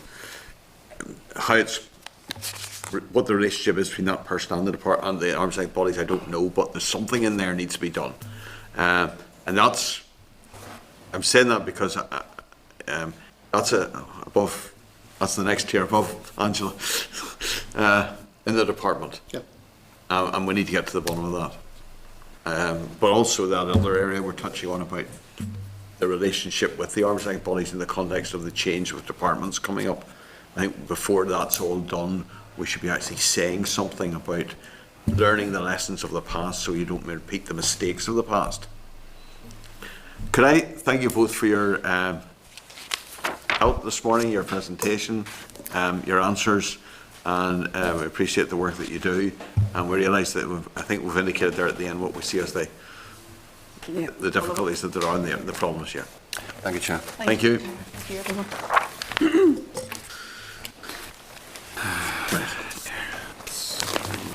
We've got the briefing from Dan as well. So what you want to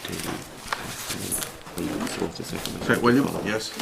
Yeah, Chair, in terms of how we handle this going forward, I think the civil servants, and I accept what Angela said, that that part of the issue that she was presenting on has just been established. But nevertheless, the point that Mr. McRae makes is absolutely valid. Yes. And to be fair, Peter will confirm this, I've been saying, whenever we've had presentations in the past, I've said this before, I'm afraid I am not convinced that there is the necessary joined upness across the government departments in this place to ensure that we maximise the amount of money and the potential that we can get. I mean, I took note of what you were saying, and you were talking about fairness, and if somebody is doing it on a part-time basis, in fairness. Look, let's be clear here. If the Republic of Ireland did it in the way that we do it, then they would not get and have the money they've got, and they would not have had the success we've got. And we really need to be at the game. The truth of the matter is, you can't. It is a false economy and an opportunity cost of a huge scale to open a bureau in Brussels, and then when you're in Belfast, not provide the necessary structure in place to ensure that you maximise it here, because it's here where the policies are made, it's there where the lobbying is done to secure the funding. Belfast City Council is able to do it with a budget of about 140 million or whatever. Really, this needs to happen. There's an opportunity there with the other super councils now, so that they can all do it.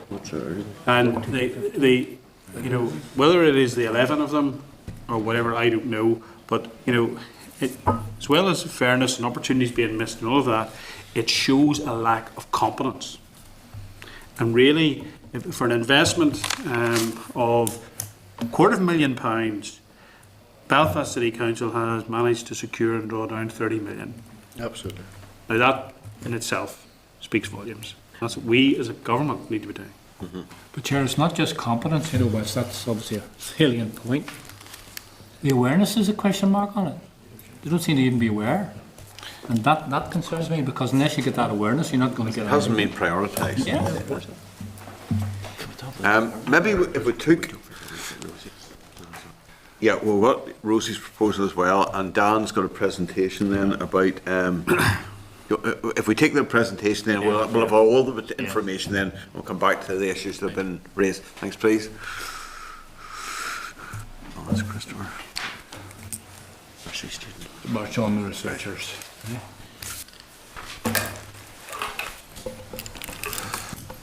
Okay, thanks, Dan and Christopher. Thank you, Chair. Good morning, members.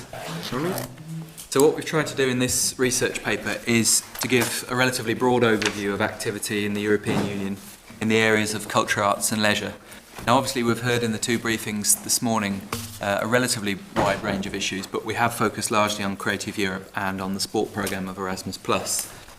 What we've tried to do in this paper is to look much more broadly at some of the other areas that are included under culture, arts and leisure. So, for example, the EEL regulation, the European Sports Forum, the Work Plan for Culture, and some of the other sort of, if you like, strategic areas that are coming out of the European Commission and then going into the Parliament and the European Council. So in doing this, we've focused really on changes that have happened just in the last 12 months. And we've also tried to prioritise, first of all, legislation, secondly, changes to funding frameworks, but also some strategies. But firstly, I'll better introduce Christopher Eisenstadt. Chris is one of our Queen's University bursary students who's with us for the year. He's one of 3 lucky individuals spending his time in research and information. And Chris has helped me out with this paper. So what Chris is going to do first of all is to run briefly through the main developments in Europe. So firstly, progress with that major new funding framework that we've heard about, Creative Europe. He'll then talk about the European Work Plan for Culture, some developments in the emerging area of sport, including this new sport fund, European Capitals of Culture, and then very briefly Horizon 2020. And then what I'll do at the end is just to wrap up by talking about some potential developments with the EEL regulation, and also some initiatives in the area of film and audiovisual policy. Yes. Thank you, Chair. So, like Dan said, I'm just going to quickly go over these things. I'm going to start here with Creative Europe. So, just to remind members, the EU has had a responsibility for culture since Maastricht in 1992. Further to that, there's been 6 previous funds running from 96 to 2013, totaling around 734 million euros. Creative Europe is the newest of these funds, so it's the latest of this, and it's about 1.46 billion euros, which represents a year-on-year 9% increase on the older funds. It's split up into 3 separate sections: culture, media, and then there's a very small cross-sectional.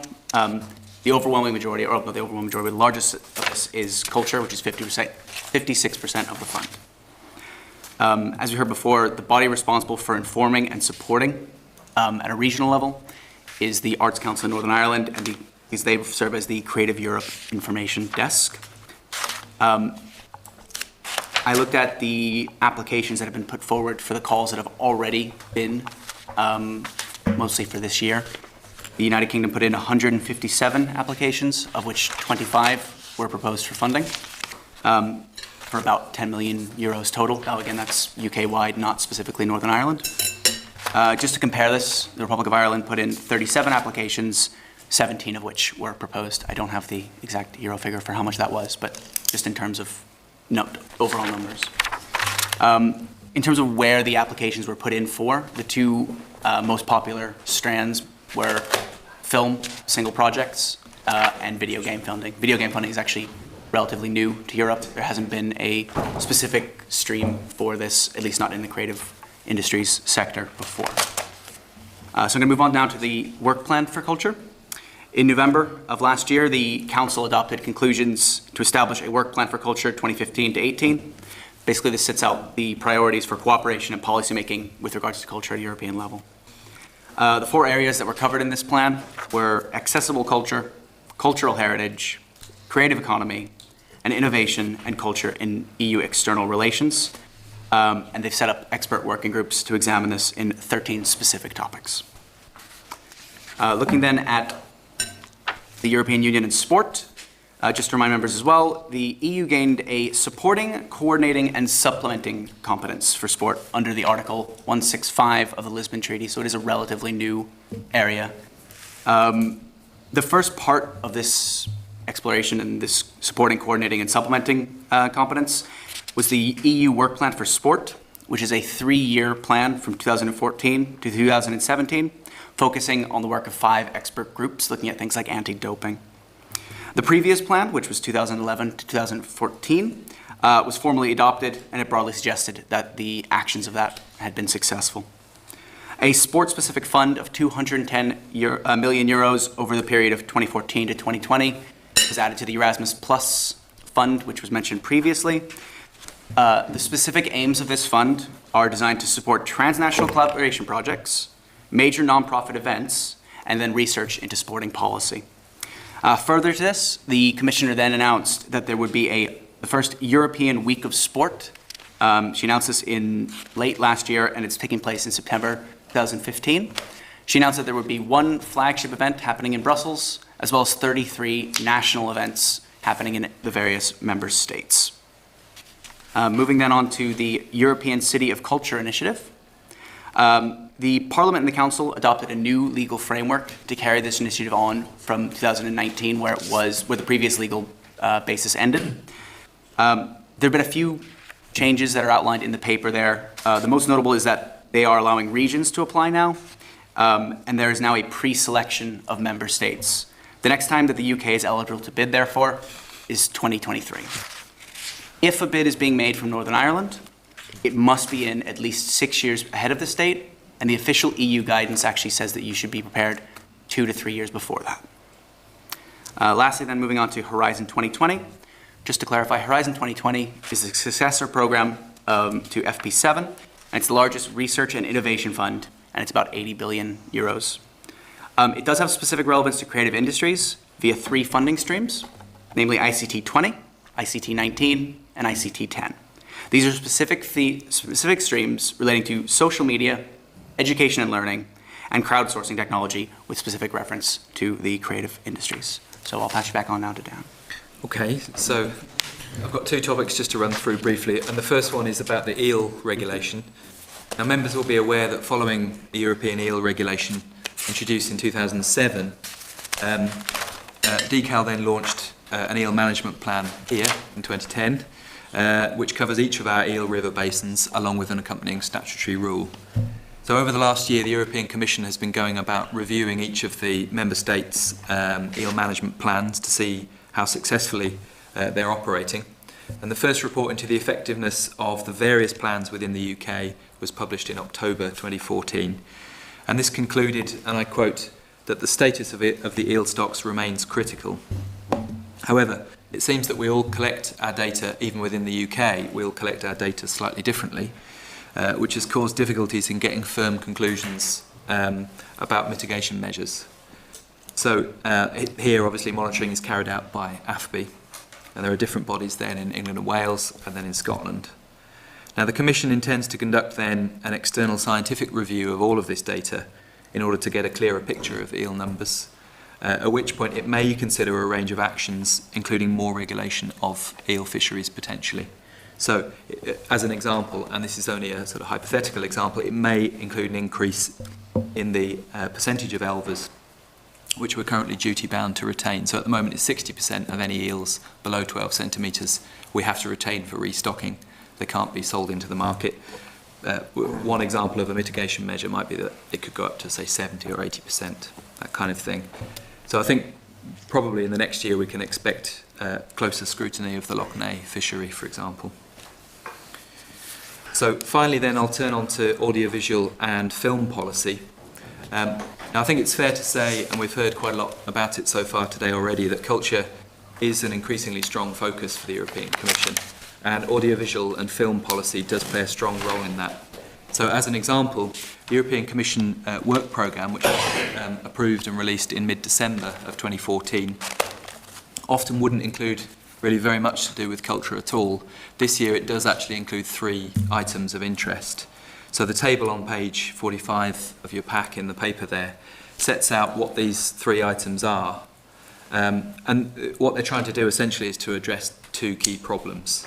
First one is that there are differences in national standards between member states, which makes circulation of audiovisual products, by which we mostly mean film and television programmes. And because there are different national standards in place, different regulations, it can make circulation of those products and the sale of those products difficult and slow. And often the moment has passed to sell a film by the time it gets through all the different individual member state regulations. So to tackle this, back in 2010, there was an Audiovisual Media Services Directive, which was passed with the intention of trying to create a more joined-up approach across the EU, governing how films can be distributed. But the suspicion in the Commission is that this isn't working very well, and the market still has a long way to go and a long way to develop. So there are a couple of measures there aimed at, first of all, studying how well this directive is actually working in practice, and then secondly, next year, evaluating what measures could be improved. So we might see, for example, some amendment to that directive. Potentially the sector may be asked to self-regulate, so film companies might be asked to self-regulate, for example, according to a set of universal standards, which would potentially alleviate the need then to jump through a series of hoops to get into, for example, Germany or Sweden. Now, for the growing audiovisual sector here in Northern Ireland, it may benefit, or potentially it may be hampered by those changes in cross-border broadcasting rules, depending on how that's done. And there is a strong emphasis in the EU's new European film strategy, which was also released last year, on distribution and marketing. So I think there's a recognition that the Commission shouldn't just be funding the making of films, but also much better platforms so that they can be distributed and marketed a lot better. And this strategy also emphasises cooperation between different film agencies across Europe. And a European Film Forum is also being set up, consisting of relevant ministers from each member state and regions, but also industry experts and national film agencies to try and increase the scale of the market for film. And then the second problem which the Commission is trying to tackle with these various measures is that there's a drawback at the moment in that a film or TV programme has to be registered for copyright individually in each member state, and the rules and nature of the process of doing that is slightly different in each country. But a new digital single market strategy is expected in May of this year, sometime, we've been promised. So audiovisual companies here looking to distribute products on a cross-border basis may be interested in those potential reforms, and further down the line, we may eventually see a joined-up approach to copyright across the EU. So, Chair, that's a relatively swift gallop through a broad range of topics there. We'll do our best to try and answer any questions. Just on page 9 there, where you have funding categories, what is literary translation to your projects and literary translation framework partnerships about? Or maybe that's too detailed. Or any detail on that? I'm just curious. It's an interesting question. Do you recall, Chris? Could you find out for me? We certainly can. Yes, that information is definitely available, absolutely. We certainly can, because as I think you're perhaps implying with your question, previously it had just been a single strand within what was the Culture Fund, but we can certainly find out. Okay. No questions at this point? Thank you. That's great. All right, yeah, thank you. Thanks indeed, both of you. Will the department get that presentation?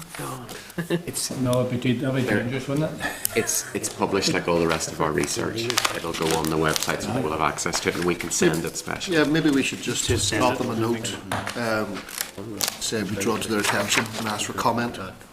We've managed to get to the point of looking at all of the subsequent discussion. Thank you. At which point Rosie has left us, even though she had made one of the suggestions, but I'm sure she'll be back. Hers was to write to the arm's length bodies about EU opportunities. What was Basil's?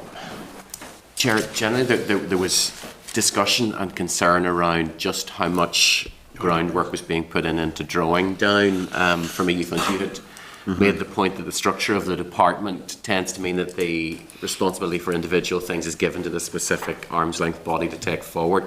We're aware that the department has funded a Creative Europe desk officer into the Arts Council. She's been in post since I think November and appears to be making good headway. I judge that, Chair, on the basis that Laura Leonard from Belfast City Council is aware of her and already has contact, which I think is a very positive sign.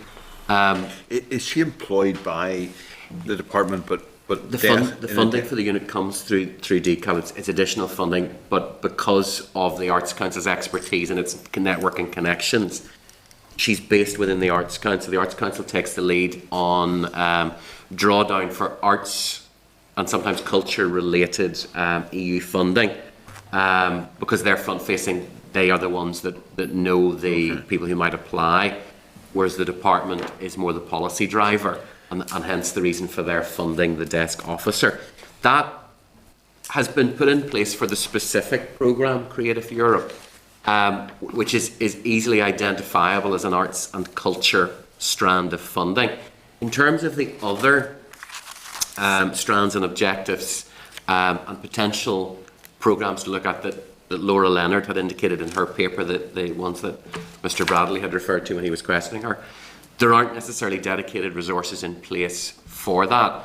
Now, I think members will recall that Angela McAllister had indicated DCAL's currently doing a feasibility study.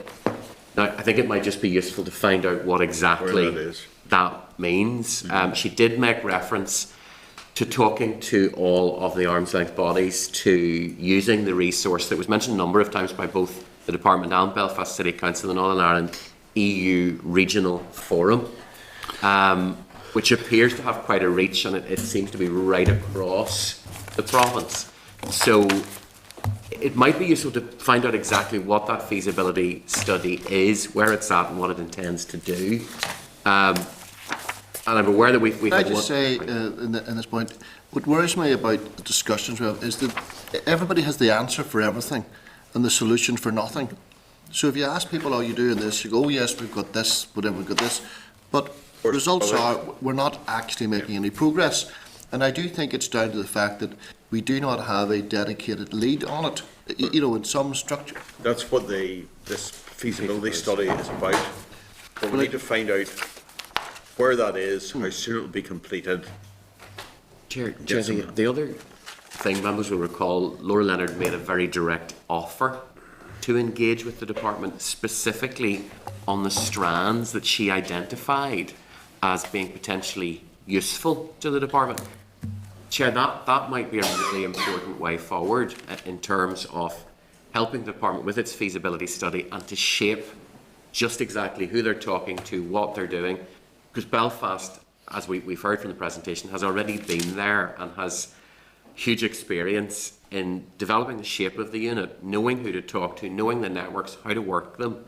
And I think that the point was made by a number of members that that's a resource that has been there. It's been there for some time and offers a tremendous template for how to move forward this, because I think otherwise there's been people going back and forward doing these sorts of jobs, but there's not been the same continuity as there is with the council.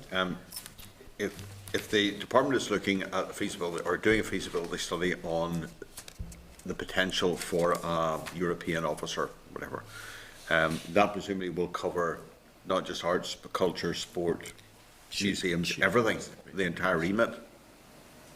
What happens then when if the department then is merged into another department? It's for another day.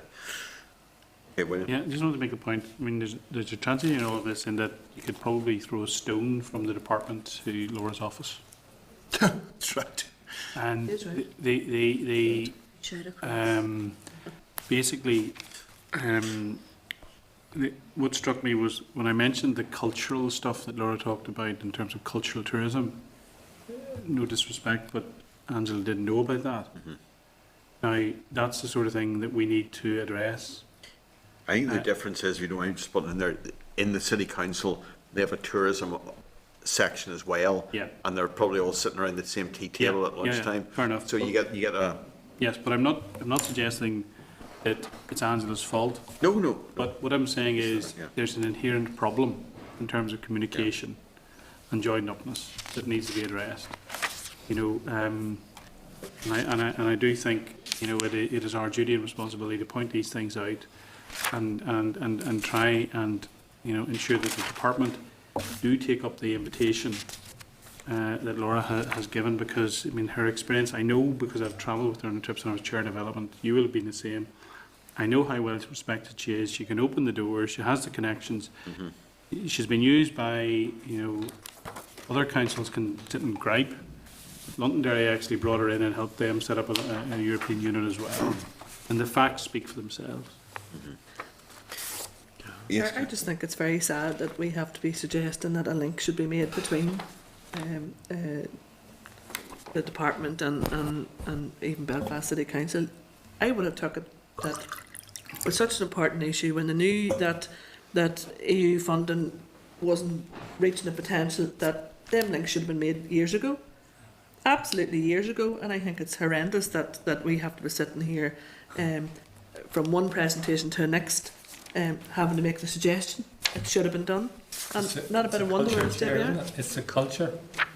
We do what we do, and that's it. That's You right. know, there's no outside box thinking at all. And It's a when you're trying to draw down money, even in the small community centre where people have no experience in filling in forms, know that you have to think outside the box to be able to deliver it. It's a throwback to direct rule, actually. Yeah, it's also being risk averse, because if we do something different, somebody might come back in 6 years' time and it'll be the audit office will be crawling over this and whatever and whatever. But the Or figures it'll be a tell judicial review. the figures telling us that the Irish government and their departments are able to draw down on funding. So, like, Can we pull together all the different elements here? Chair, if we go back to Ms McCordy's original proposal of writing to the arm's length bodies about the opportunities they're taking advantage of, it might then be worthwhile reinforcing to them that the feasibility study that the department is doing will involve and should involve them, and that the committee is encouraging them to engage actively in that, and then writing to the department directly to talk about the link with Belfast City Council and Laura Leonard. Oliver? Well, I think you need also talk to the tourist board. They're just NI, Northern Ireland Tourist Company, whatever it is, set up now. Because the big player not there is Invest NI, and we need to find out where exactly they are with tourism, what they're going to promote. We talk about cultural tourism. That's nothing new. That's been bandied about a long time, but it's sort of been kept in the back burner. There's the arm's length bodies aspect of it, there's the departmental aspect, and then there's the cross-departmental aspect. There's three different elements to this. Could I maybe suggest the fourth one, that's vision? Sorry? Vision. Yeah. There's no vision here, and you made the point there a short time ago about whenever the departments are realigned. Surely it's more vitally important that DCAL get themselves organised now, because you're going to have to start the whole exercise again in some other structure. It would be helpful, it would be very productive if they would get their act together and start developing a real strategy here. Okay. I have one specific thing, which maybe somebody help me, whether it was covered in what you're proposing. Right. And that is, just looking at the research paper under the EU work plan for sport. And it goes down, there's this new fund, it's not-for-profit major sporting events involving at least 12 countries, and goes on the whole sort of thing. Has anybody spoken to the Milk Cup? You know, we're sitting talking about that we want to try and get them some funding. I just, you know, has DCAL said, by the way, here's this fund? I don't know if they'll qualify, but even as a casual read down, it looks pretty like the thing we want to do. So whatever way you're framing the question, can we get something about a specific bit that deals with that issue? Okay. Okay, Chair, what we've got then is we're going to write to the arm's length bodies about what they're doing, reinforce to them that the department's carrying out the feasibility study and that the committee is very keen that they engage fully in that, so that the department will ultimately be able to create a strategic framework, possibly including a dedicated officer that can take forward the European work. We are also going to write directly to the department in terms of the linkage that Belfast City Council, Councillor Hargey and Laura Leonard had offered, where they're keen to engage and offer potential advice and expertise on the number of arts and culture strands that they laid out in their paper. And then within the correspondence with Sport NI, we'll highlight the issue that Mr McRae has brought forward of ensuring that, we obviously share the paper with them, that they are looking at these different new sports funding opportunities. As Dan and Chris had reinforced, sport is quite new. We talked about this at a previous meeting with Erasmus+. Sport is quite new for the EU. It's a new area that's getting into, which will mean that potentially there are new opportunities that haven't already been taken up by other people. So it may be something for Sport and I to particularly focus on. We've already written to them previously about involvement in Erasmus+, and they are looking into that, and they are talking about having workshops and seminars so that people can apply to that. The rules are fairly complex. I can recall bringing the 300-page document to the committee to illustrate how complex it was. But if we focus on those... Chair, the other thing that might be worth flagging up to members is, it was mentioned by both the department and the council, was the desk officer, the State of Europe desk officer within the Arts Council.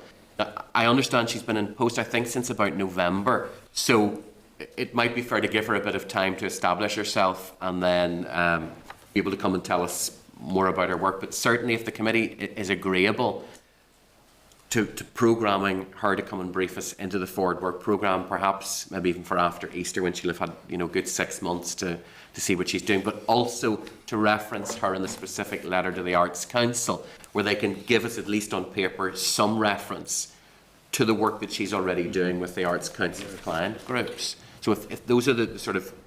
I think it brings together all the different elements that we've had. Are folks content that their particular angle is covered in that? Thank you indeed. Well, I'm sure we will. Sorry, can we get a wee update maybe on what the uptake was like for the European Week of Sport, which is to take place in September? Chair, further on in the tabled pack, I think it's the tabled pack, the invitation to Sport and I are hosting an event. If you want to look into your table pack, let's come up further down in the meeting. There's a programme in there about, it's the end of September into the first few days in October. It's like a Wednesday to a Friday. It's a programme they're running. I can't remember the title of it now. It's Eurosport. Here it is. Sorry, here it is. If members just want to have a wee look at that. It was flagged up to us. Not directly, I have to say. it was our own EU officer was contacted by Sport NI, and then she flagged it up to us. But it's a case of they are looking at trying to build these relationships. And this is specifically European, so it involves partners from other European countries as well, which, as we've already heard, is your only way to actually drawing down the funding. You've got to have international partnerships, or you're just simply not going to be able to fund. Sorry, Yeah, Chair, I mean, I welcome this, but I do have to say, as someone who has worked with many sports clubs in my constituency, how are people who are running boxing clubs, football clubs, cricket clubs, or whatever, who work, going to get to that? Chair, I do know, and this is an innovation. Our European officer in the Assembly now has a dedicated page on the Assembly's website. She's also tweeting. This, I think, there's going to be a link to this on her web page, because, as I say, Sport and I had spotted that she has a presence now on the Assembly's website, and this will be on the website. I'm saying that I think that's the case, but I will check and make sure that happens. It's bringing it out to a wider audience, but I appreciate what Mr. Humphrey is saying, that a lot of stakeholders aren't going to be coming to the Assembly website necessarily looking for that. So, No, Peter, the point I'm making is, even if they did, they work. They can't get during the day. And so this is held, 3 days through the week. It finishes on a Friday, and the opportunity for them to go might be on a Saturday, and it's finished. They're not thought about. There's no consideration.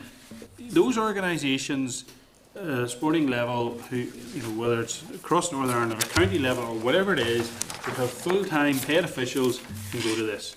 Those clubs that are run by men and women who are out there day and daily, winter, rain, hail, snow, night after night after night, can't get to that unless they take time off their work, which may cost them in their own pocket. And they're already putting money in anyway, because they're doing this on a voluntary basis, and probably having to pay for what they're doing and providing as a service on a voluntary basis in the community. I just think these things, great that though that is, a welcome initiative, but ordinary people in ordinary clubs who are volunteers just won't be able to attend that. Chair, it's a poor substitute, but a lot of these new European network things, they record and transcribe a lot of the sessions, so we can inquire whether or not the resources can be made available more widely. But I think we should also, Peter, inquire if there's something to be done on a Saturday, at some stage later in the year, where it can be condensed in terms of, obviously not the visitations, but it can be condensed so that those who are involved might be able to go at a weekend. Are there two different things here then? That this seems to be, from what I've read there quickly, kind of one of these European networks. They've come to Northern Ireland this time. Yeah. Then on the back of that, they should organise a one-day event, possibly on a Saturday, to facilitate. Chair, can I suggest that that's incorporated into the Sport NI letter that we're writing about European issues generally? We can specifically highlight this. So at the moment it finishes on Friday night at 7:30, but there's a Saturday session. You don't have to have all these European experts, but the content, the lessons, the opportunities could be put into a one-day little thing. And I see that's grieves me to say it, William, but that's a very good idea. Steady on here, Chair. Dishing out compliments. They get a very hearty welcome in South Down. Where it's taking place in the I know it's a great bit of time in South Down there, sister, if you look at it. It's an extra tenner into the, all you rich people in South Down get most money. I think there's something there about how information is communicated out. It actually makes a general point about these events get organised and it never filters out, just stops there. So would people be happy, and who was it? Oliver, yes. So we can't do it in the Glens Mountain. No. Have to go South Down. There's another European office in Belfast. Chair, yeah, there's a commission office. Yes. Now, the lady out of that was in here, made a presentation here last year, and did tell us that we were not pulling down funding that we should be pulling down. Sport is nothing new in European funding. It was through the Barroso task force that it was included in that. We discussed it here at the presentation of this committee last year. And that's why I can't understand why we're still going over the same ground. I think you need to take that lady in here, bring her back in again, find out exactly how you go about it. Because the time frames in Europe, John was talking about in one of his presentations there, you're talking nearly 8 years. The time you put in 2 years one thing and 6 years in front of yourself. No, I think you need to take that lady back in again for her to make her presentation here and have the European officer in the Assembly here as well. But we're all over the place here. Well, I suppose that part of the thing is, it's fine if we get information, but really we want to get the information out there to sports clubs and sports organisations, because I may come away from this with a better understanding of something, but the 25 football clubs or water polo people, all the rest of it in the constituency are probably not going to be much better off as a result of that. What we need to do is get that information out, and that's why I like the idea of them having a dedicated day at this. Now, whether they should be doing other things as well as that. Why don't we organise it here? You know, these sports clubs should know this, because, for example, you talk about the Milk Cup. Clubs from all over Europe and all over the world coming to that there, and you tell me nobody has ever thought of applying to Europe for funding. Well, I think, but see, if you get the word out to the sports clubs about this European funding, that's like taking you so far and stopping. They'll ask you the question, what do we do next? I always say the view, there's no point in having a dog and barking yourself. If we're paying, as a government, Sport NI to do a job in sport, what are they doing about it? You have a point, I will agree with you on that. The first of all, we'll take up are you happy enough to take up the post of a Saturday extension to this for local people to get access? For William. William proposed. Not locals, but all. You know. What? Yes. Locals, I mean all of Northern Ireland, not just people of South Down. Everyone. You're not going to Friday afternoon. Incorporate that in. And then suggest. The point's been made about whether the Milk Cup people can have access to something here. If we could maybe just have a quick look at that point. And then, you see, we are going to write anyway to Sport NI as one of the arm's length bodies. So on the back of Rosie's proposal, which was incorporated into the broader one, the issue and the letter for them might well cover those points as well. Have time. So we'll get the letters out, get the replies back. The issue's been, I think, focused on quite thoroughly there. So if people are happy with that, we'll take that forward. Thank you. Brings us on then to matters arising, and as you're aware, the first point there in the correspondence tracker, page 15, we just note. Move on. Great. B then, decal response at, sorry, just these things here. Decal response at page 61 regarding the post-project evaluations. If people are content to note those. Then, that's Crescent Arts Centre evaluation submitted to DFP on the 29th of October. Decal for the Aurora Swimming Pool in Bangor. Here. Lyric Theatre, Heron Road, and Cultural Manor. Next issue then was the one regarding Ardoyne Youth Club on page 64. I have to say, I wasn't much the wiser at the end of that letter.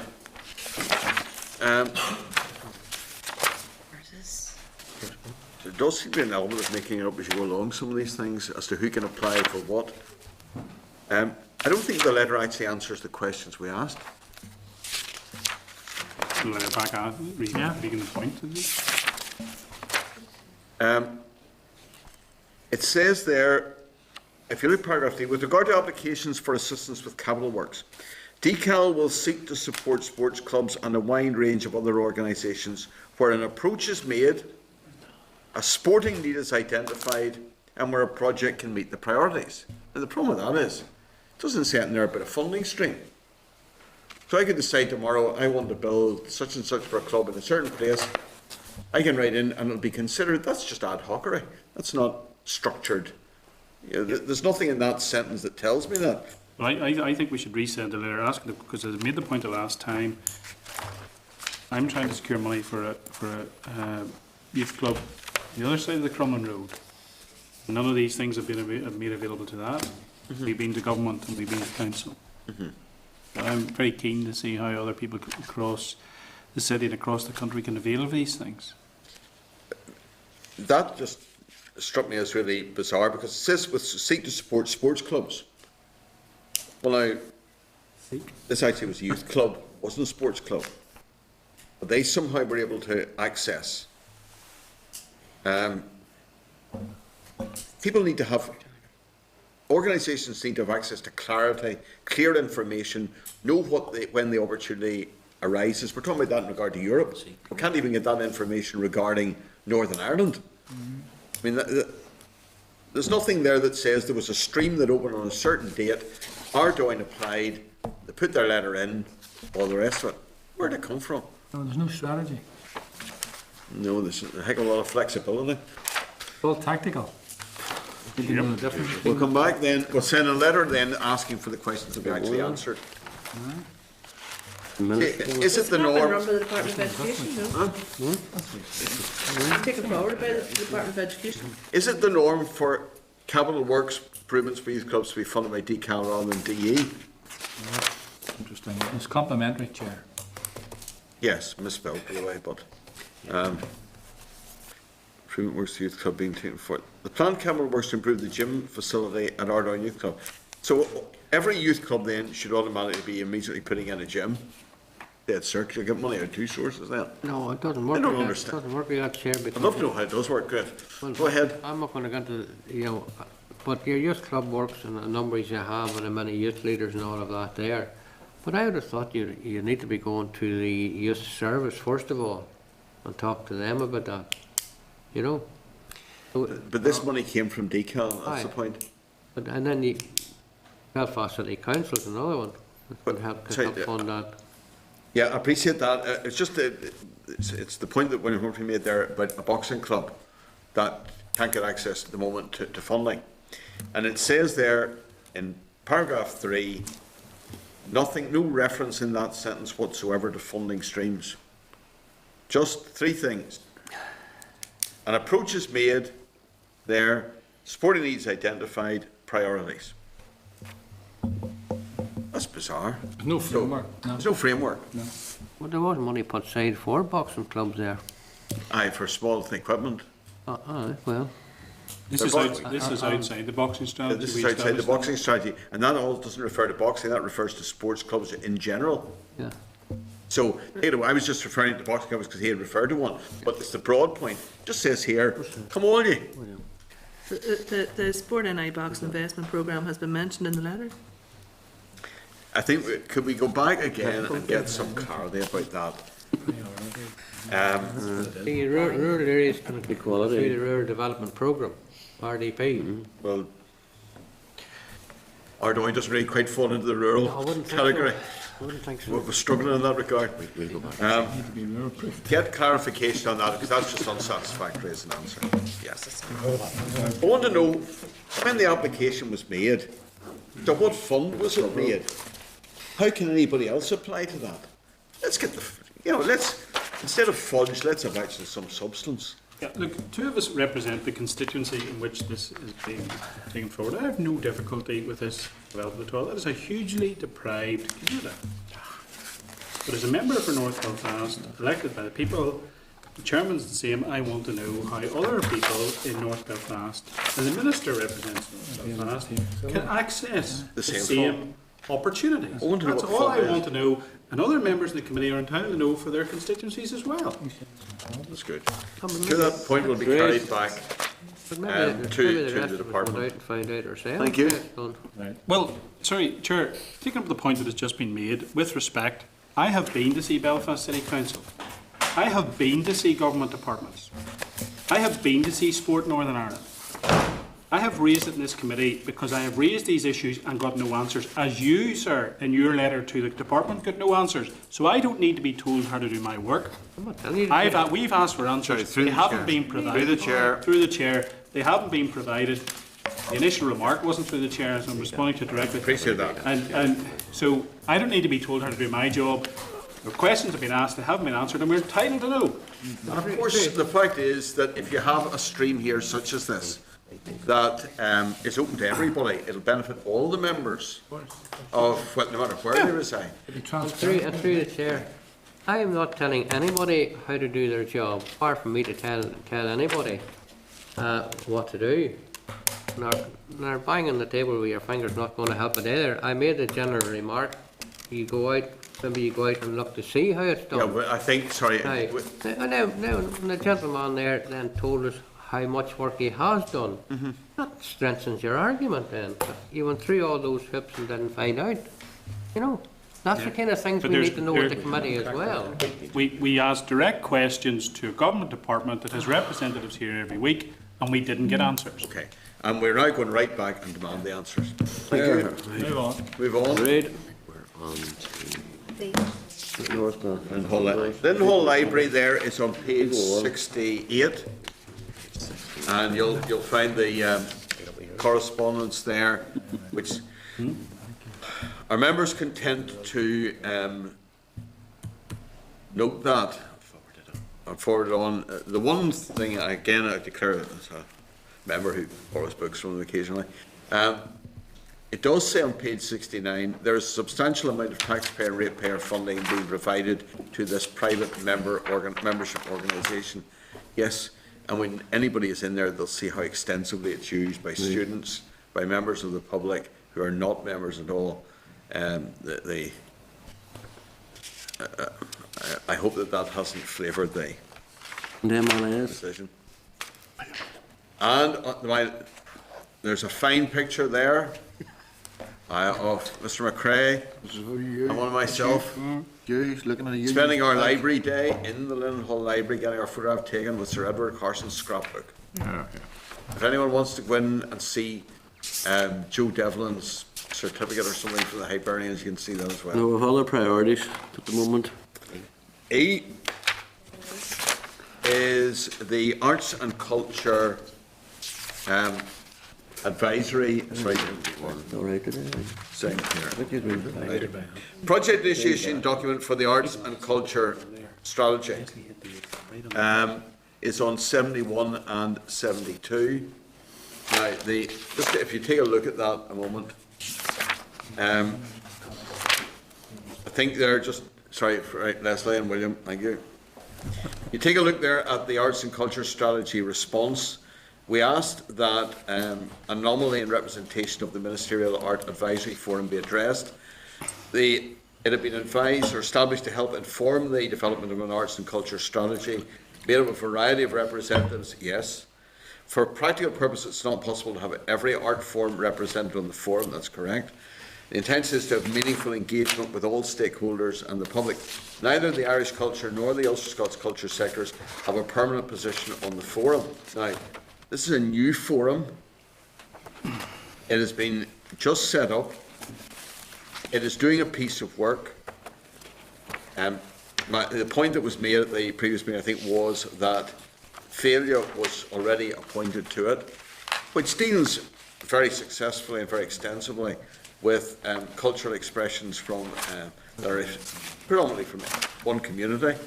And all we was being suggested was, I think, that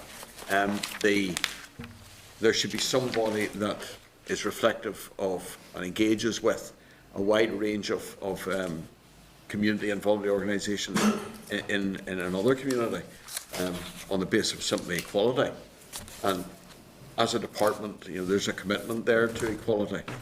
So could we, I think there may have been some misunderstanding that says over there, the Ulster Scots Agency and Forest and Gaelic work with a lot of groups that are involved in bands, performing, storytelling, oral history projects and music. There are two separate groups here.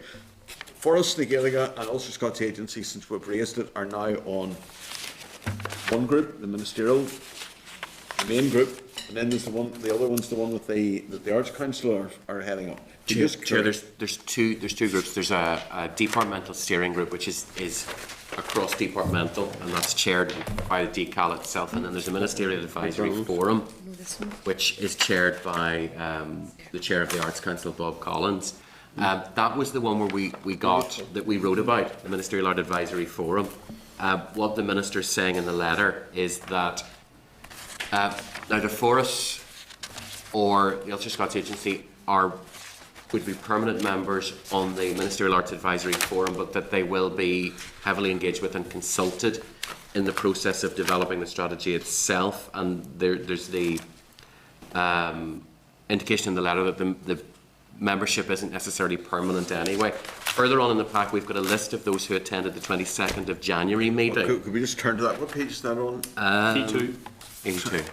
82, right, okay. It's correspondence. Let's get that, and then we'll just see. Right. This is the what I will term this is the departmental one. Yes. Steering group. Steering group. And the suggestion we had made was that that Forus and the agency would have representation on that. And her response is saying what in that regard? That they be consulted with, but that the membership isn't necessarily permanent. So it's suggesting that this is an initial group to start the process of developing the strategy, but that they will extensively consult with both Forus and the Ulster Scots Agency. People consult. So on the departmental one, there is no representation there for either Forus or the agency. That's the forum is wider. The cross-departmental one is a separate one. That's just departments. And we were suggesting, this is where it's getting complicated, you have the two separate groups. We were just making suggestions for the Ministerial Arts Advisory Forum, the list of attendees of which is at page 82. There's obviously, I think there's a misunderstanding maybe in our letter then. I think the suggestion had been that the cross-departmental one, since these are arm's-length bodies.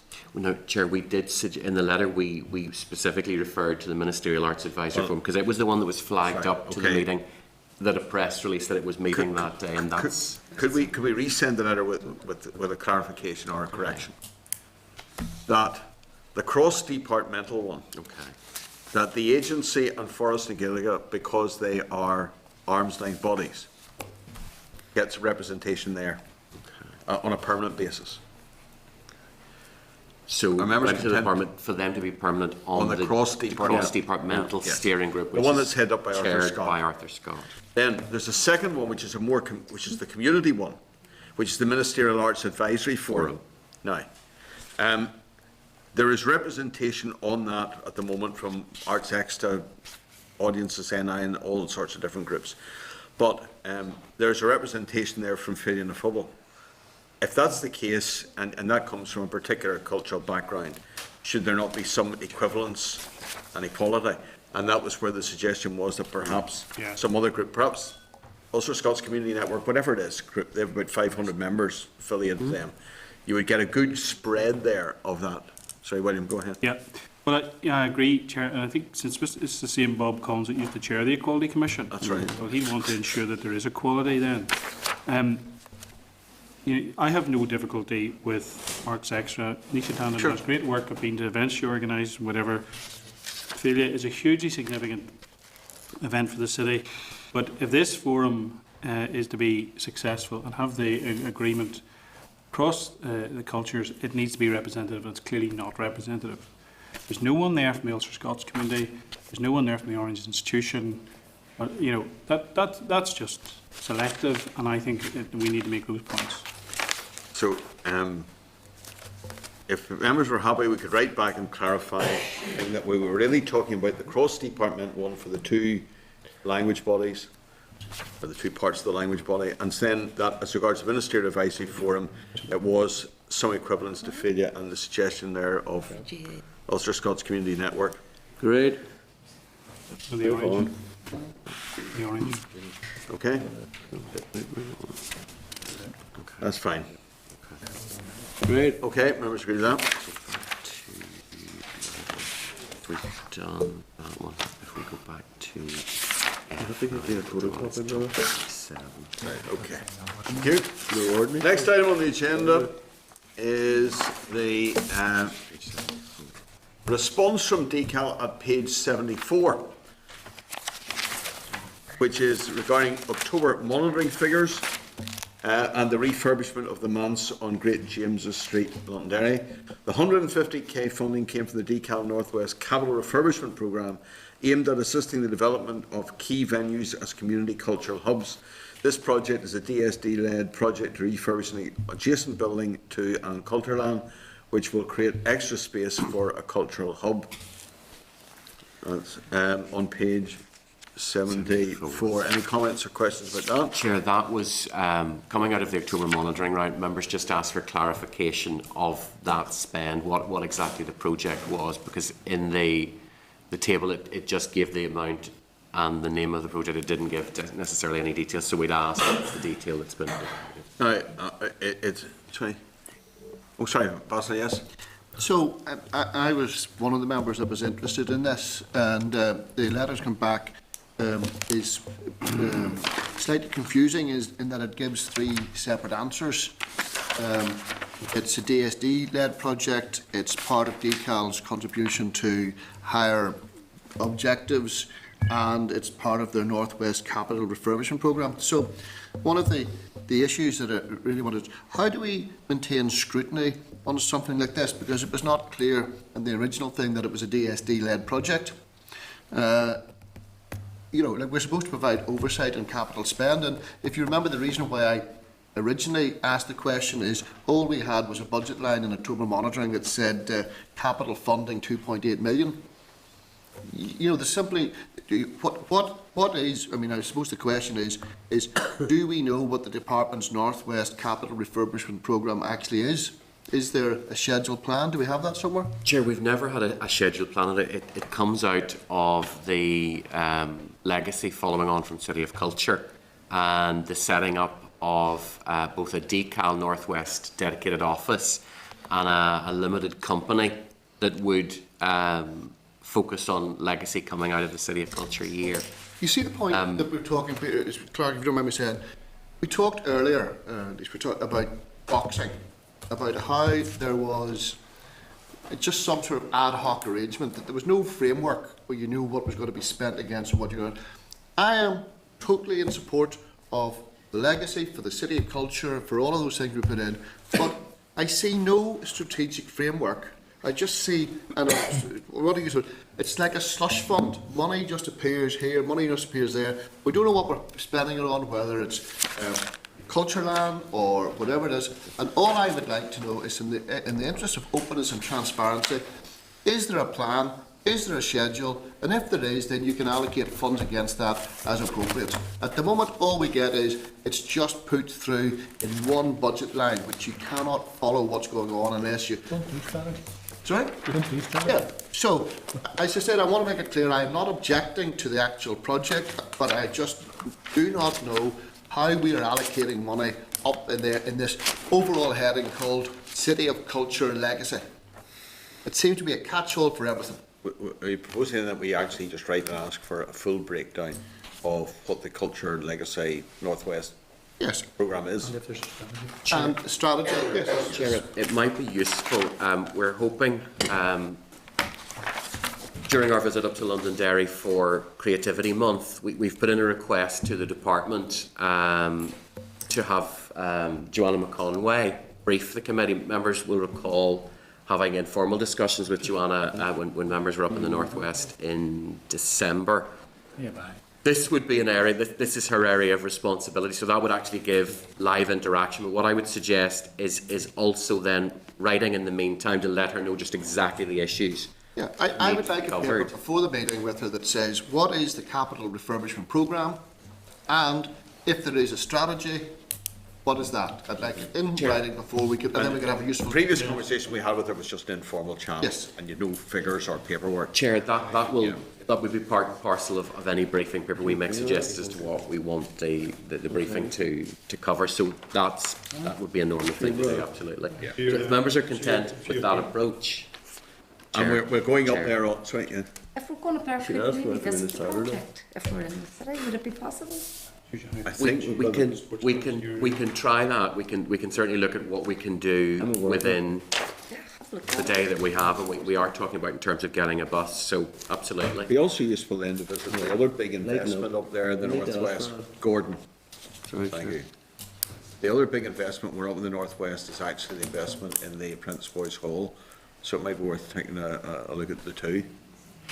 Okay, we'll look at organising that. I mean, Agreed, yeah. And if Need to go for an extra night. the weekend. Since you put that in, I do think, because I've heard about the investments in the fountain as We well. get to walk around the walls. Have a look at Cultureland. There's cultural centre in there as well. The fountain. Yeah. No, the investment there was in, I was in the youth club and the sports. Yes. All right. Well, I only picked it up on the back. There wouldn't be a sufficient quantity there to. Okay. It's a very good project and they do really good work and good organisation, but it would be, I think, well, would be there a whole week. Yes, I think except for the two, those are the two big things. Chair, we'll do our best to try and organise an itinerary that incorporates That's grand. everything. We'll bring that back to the committee. Thank you. Next thing then is G here, decals response page 77 about the funding of Ultram, as well as the 2012 accounts for Forest Regalia. Now, there's an explanation there about the issue regarding the accounts. There's a paragraph there, paragraph 2 is the one regarding Ultram. The committee asked for clarification on the role going forward. The Department of Education agreed to fund Ultram through Synergy until March 15. It is not yet clear if the Department for Education will continue to fund after that date. Do you wish to pursue anything in regard to that? That was one of those We'll bodies. have to wait in the Department of Education's response. Chair, it might be helpful just to set it in context. Members will recall when Forest na Gaeilge moved to its new funding model, there'd previously been 19 largely core funded organisations, and that has dropped down to 6 strands, each with a core funded body, plus some other strands that are funded that would include at this stage the Altram. Altram was one of the original 19 core funded that wasn't part of the 6 core funded strategies going forward. So this was additional funding that was being provided to Altram to continue the service that was primarily being done in conjunction with the Department of Education. So the letters indicating that the long-term decision hasn't necessarily been made as to how that's going to go forward. That's a DE. I think the point there that was made, and I'm trying to recall back the earlier discussion, Ultram would be an education oriented. Like preschool. Preschool, yes. Right. We had them, they briefed the committee. You have a number of organisations which were previously core funded by Forest na Gaeilge. Yes. That funding was withdrawn. That funding stream is now being taken up by either DE or DCAL or whatever. And it's the issue then of freeing up money in the core budget of Forest na Gaeilge, which can then be spent on other things. And then when you look at the budget, the much smaller budget of the Ulster Scots Agency, they're still having to fund educational projects on a very small scale, albeit, but it's the differential of, it's actually, that decision didn't actually damage in any way. It simply freed up money for us to be able to put into other things. So the actual spend on the sector has increased. And I think that it ties in with the discussion that needs to be had with the Department of Education. I'm not really sure that's strictly accurate of how it's worked out. It's still not actually worked out.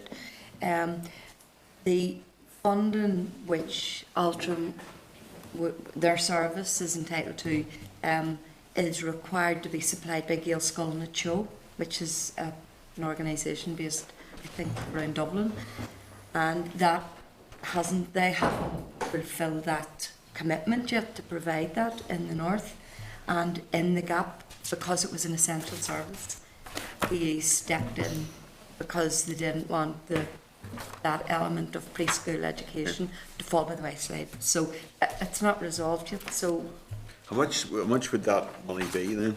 I think it's 2 posts, so it's not a huge amount of money.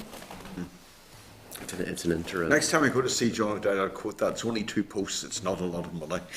When I'm looking for money for 2 posts, it's a good quote. But I mean, it's a service which all village children are entitled to, so it's not something extra.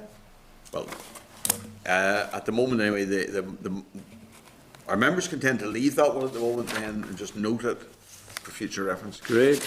Okay, good. 2 million fixed assets. Yeah, the 2 million fixed assets there as well. It's mentioned in the next bit. That's explained there as fixed asset disposal, an increase in pension liabilities arising from something which is called FRS 17, whatever that is. Peter's Chair, happy to answer questions. Well, on that if you I'm want. no accountant. Let me say that at the outset. When Forrest talked about this, in the 2012 accounts, there was something described as a 2 million fixed asset disposal. Now, the way that was phrased, it sounded like something was sold, and we were seeking to clarify that.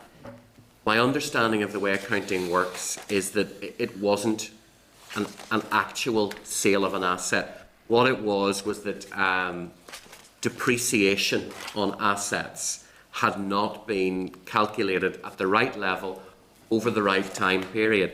So the 2 million asset didn't really exist. It was depreciation that was still being calculated. Why can't they just tell us that? Why put something out that says 2 million fixed asset disposal, which sounds like the sale of a building?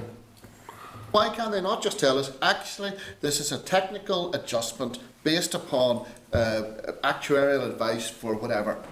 I mean, this is nonsense. Sure, that would have been and a set of accounts of this where £2 million we just fire it out and nobody has any idea what it's for. As soon as you looked at it, it automatically flagged up. They've sold it. Yeah, whatever it was they had. Isn't that a disposal? Chair, It's a recalculation of the depreciation. I appreciate that. Depreciation. It certainly would have been much more helpful to have user-friendly rather than just Could we just accountant get or them auditor. to drop them a line to say that it would be extremely helpful if the terminology was revised? And can I just ask on the pension bit, is the pension issue that they brought up, because I'm not an expert, is it the same issue that we're facing with water No. Ireland, where they've got to make more provision and therefore... Chair, with Waterways Ireland, they acquired a large group of staff. I From, understand that, I mean, there wasn't, but is it the fact that we've got to make, is this a challenge facing the whole of our voluntary or whatever going on sectors, that you've got to re-evaluate pension liabilities? Potentially, yes. Again, it's an issue that I don't have. But I tell you what, there's no point talking about, why don't we just ask research or something to tell us what, because I think there's a general problem with pension provision ongoing, which is going to affect the operating viability of many organisations. I also think too there are differences in rules on either side of the border as well that have complicated this as well. But that's what but I'm worried about. We'll seek clarification on that. As I say, it's a specialist issue. We'll get some responses on that. Next item there is page 81. Number of issues raised following the committee meeting on the 22nd. DCAL have confirmed that the Ulster Orchestra has been allocated 500,000 as a result of January monitoring. Welcome. Parliament has provided the attendees as already referred to at the Ministerial Arts Advisory Forum meeting. That's page 82. Then if we go to page 85, if your members are content to note that, page 85, joint DARD DCAL consultation on policy proposals for a fisheries bill. Initially this is with DARD. Of the 1,800 individuals and organisations that were issued with a notification of the consultation, from the 1,800 there were 57 responses. We know that the DARD committee will be looking at the results of the consultation over the next couple of weeks. They're the lead scrutiny committee on the bill and anticipate they will share any documentation they receive with this committee, including answers to any briefing. The committee is due to receive a briefing from DCAL officials on the 19th of March about the recent angling review, and following that update, a briefing on the DCAL element of the fisheries bill should be arranged or could be arranged for the committee. This briefing is connected to legislation. All evidence regarding relating to it would require a record to be produced by Hansard. Are we enough to note that at this stage? If we should. And we'll schedule a briefing from decal officials on the fisheries bill. Okay, agree to that. Next item, referring members then to the response from decal at page 88 regarding the Lough Neagh Navigation Amendment bylaws and Waterways Ireland pension costs. The department is still compiling a report detailing pension costs. So if you would agree that we keep a watching brief on the issue whilst that work is underway. Hopefully completed. Page 92. The decal draft budget for 15-16 is on page 92 there and runs through thereafter. This was circulated to members by email on Friday. Got it then at the end of the week. With this document, members will find an executive summary of the document, a summary of responses to the first consultation in Appendix 1, savings delivery plans for each arm's length body Appendix 2, and high-level equality screening pro forma for each arm's length body as a result of the reduced budget allocations, number 3. Following a previous committee decision, the arm's length bodies have been asked to provide an update on their savings delivery plans and the expected impact on their services. Our members, there's an invitation here to attend, to invite the arm's length bodies to attend the committee to update members on their savings delivery plans. So we invite the arm's length bodies along to speak to us. Chair, can I just say about the document, it is a very thorough document. And I'm aware that certainly committees I've spoken to have not received something this fulsome. It does detail the budget, essentially it gives the headline budget for 15-16, but it does also then look at the savings delivery plans for each of the ALBs, impact assessments, risk management assessments. It's very, very thorough. There's a lot there for members to look at. But what I wanted to home in on was it's particularly useful in terms of the budget debate on Monday. And it'll allow members, once they've had a chance to digest it, it'll allow them to look at specifics for individual ALBs and so on as well. I have to say, sorry, William, go ahead. No, go ahead. I do think it's an excellent document, but it does take a bit of digesting. I was struck though by the comment on page 109. This is just a little bit of humour, but it's I just think it's quite good. Response, page 109, response from Waterways Ireland. There was one response who stated that other sectors should be cut and funding to Waterways Ireland should be increased. You do get those in those consultations, I have to say. And the intelligentsia. Peter, do we know, or could we ask, in relation to the arm's length bodies, are they subject to working with, and can they work with PEDU? Off the top of my head, I wouldn't see there being any difficulty with that. And I know PEDU's being used by other departments. As Chair has said before, with decals, much more extensive stable of arm's length bodies. I don't know that they've worked with PEDU specifically before. I can't see any reason why not, Chair, but I'll clarify. Because I'm just wondering, because of the point you've just made, because there's so many of them, would work with PEDU not actually be a sensible thing? To do what in particular? That's why it was set up, if I recall right. It's there to go in and have a look at their overall. How, if cost savings can be made and so on. I know at DSD they were used for an arm's length body. I don't think there'd be any. So I don't think there's an issue. Chair, it might be useful to clarify too, because obviously as we've been aware of the arm's length body review that decal has undertaken already, whether they used PEDU as part of that. I don't think they did, but it might be just useful to clarify on They that. also then, as well as looking at what is financial in terms of where savings can be, they also look at practices, procedures and so on.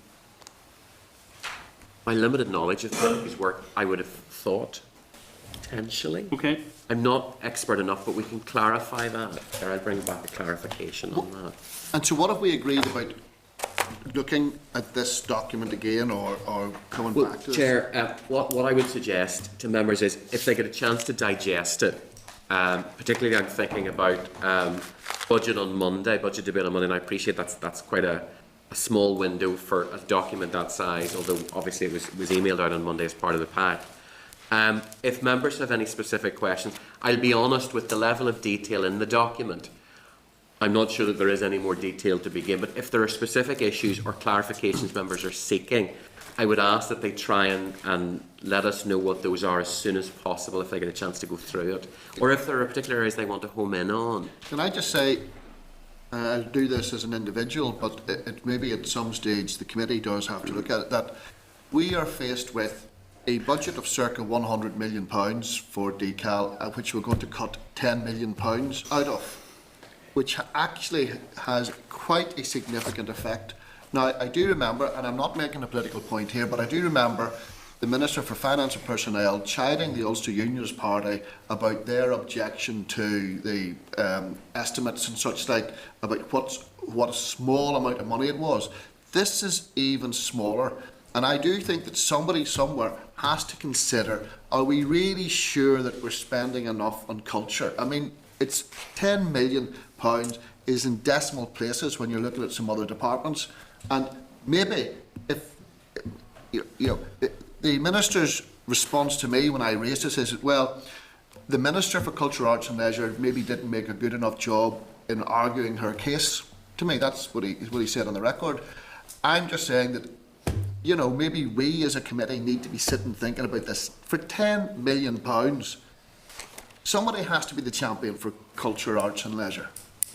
Chair, it might be helpful to look at the context going forward of the arts and culture strategy, which certainly when the committee has looked at this before, the approach has been that will be an executive strategy, and therefore, as part of the documents we've already seen, will be cross-cutting, and therefore, as part of the committee's inquiry, the committee did undertake to feed the inquiry report into the consultation for that strategy, and certainly the early findings and the direction of travel of the report will be that other departments must come forward with funding. And if I could say one sentence on it, I understand the political reality of the DUP and Sinn Féin controlling things. I'm not complaining about it. I'm just saying that we need to find a way of not charging like a bull around in a china shop, but explaining, or at least trying to influence those that have got financial resources about how this would fit in with other things. And I think it's about how we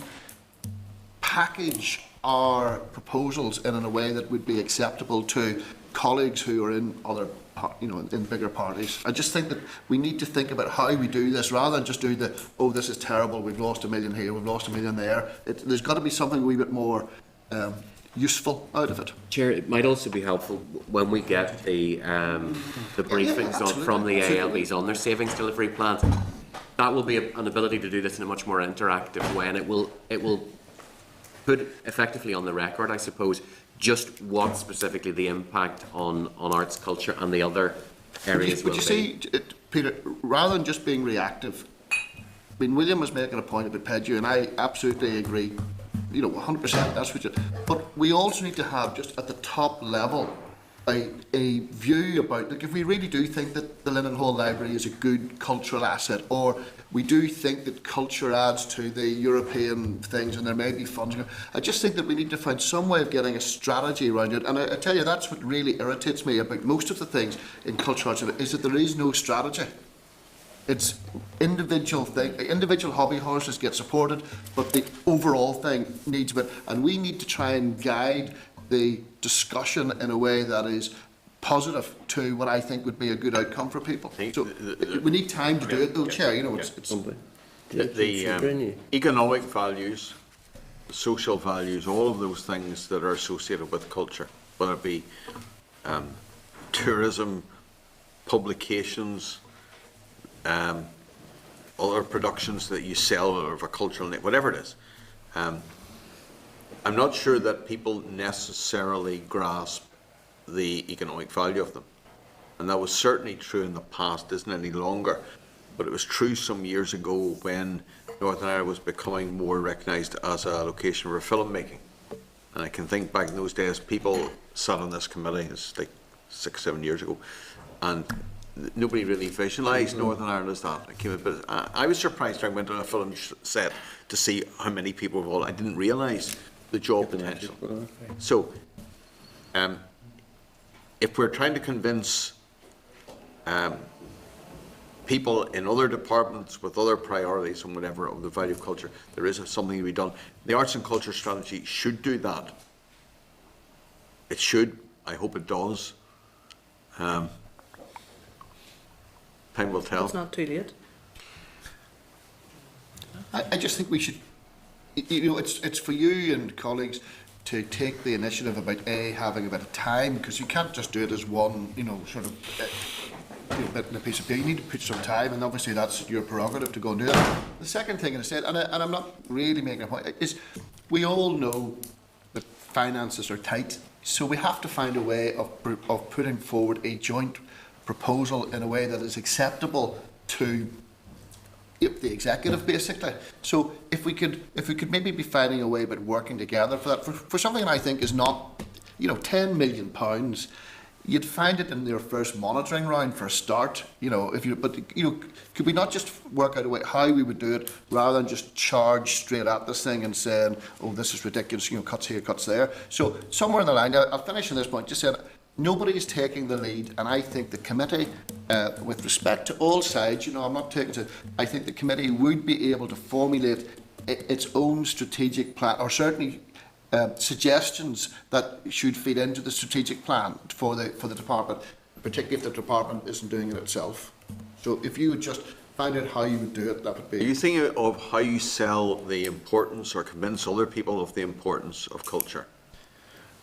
Yes, I think you need to do that, but I think you need to attach to it financing.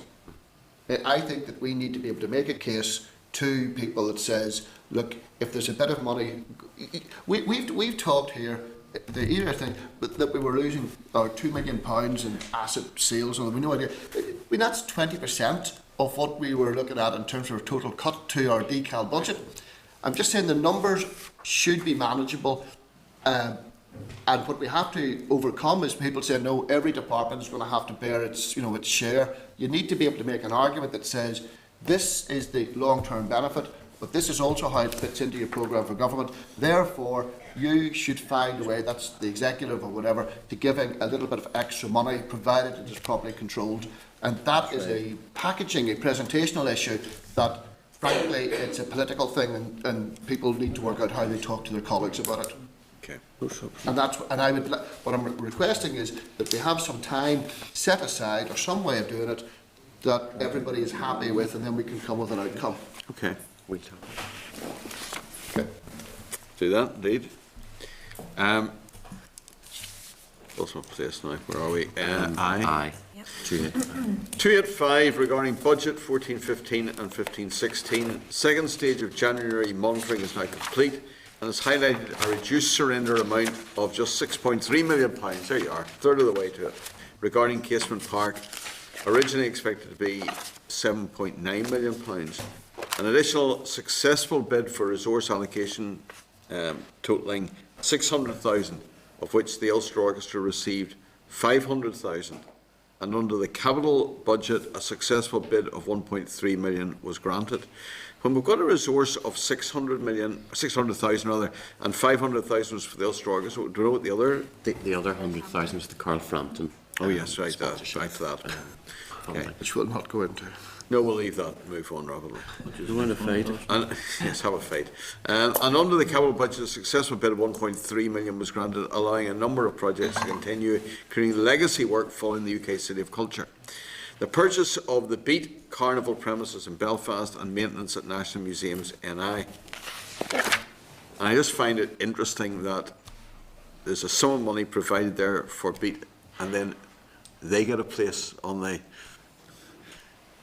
committee that's and it's right and proper in many ways because they do some unique work, but need to visit as well. Populating things with people you've given money to is a useful way of making sure you get a noted before quickly. The Minister's also provided an update regarding the budget 15-16 and has highlighted that additional money was provided to 3 organisations. NI Screen granted funding to prevent it receiving any real cut to its budget.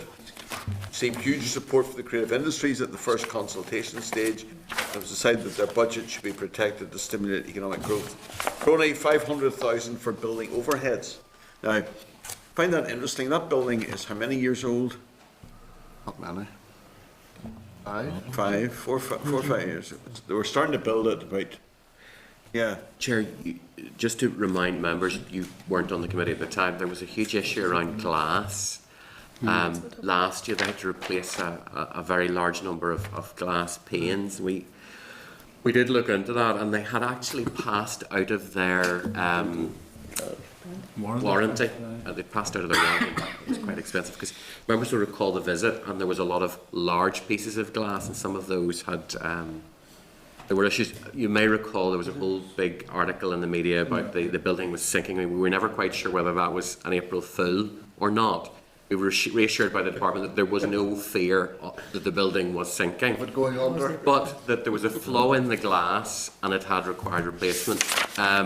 Somebody look into it? At the time, We did. I asked for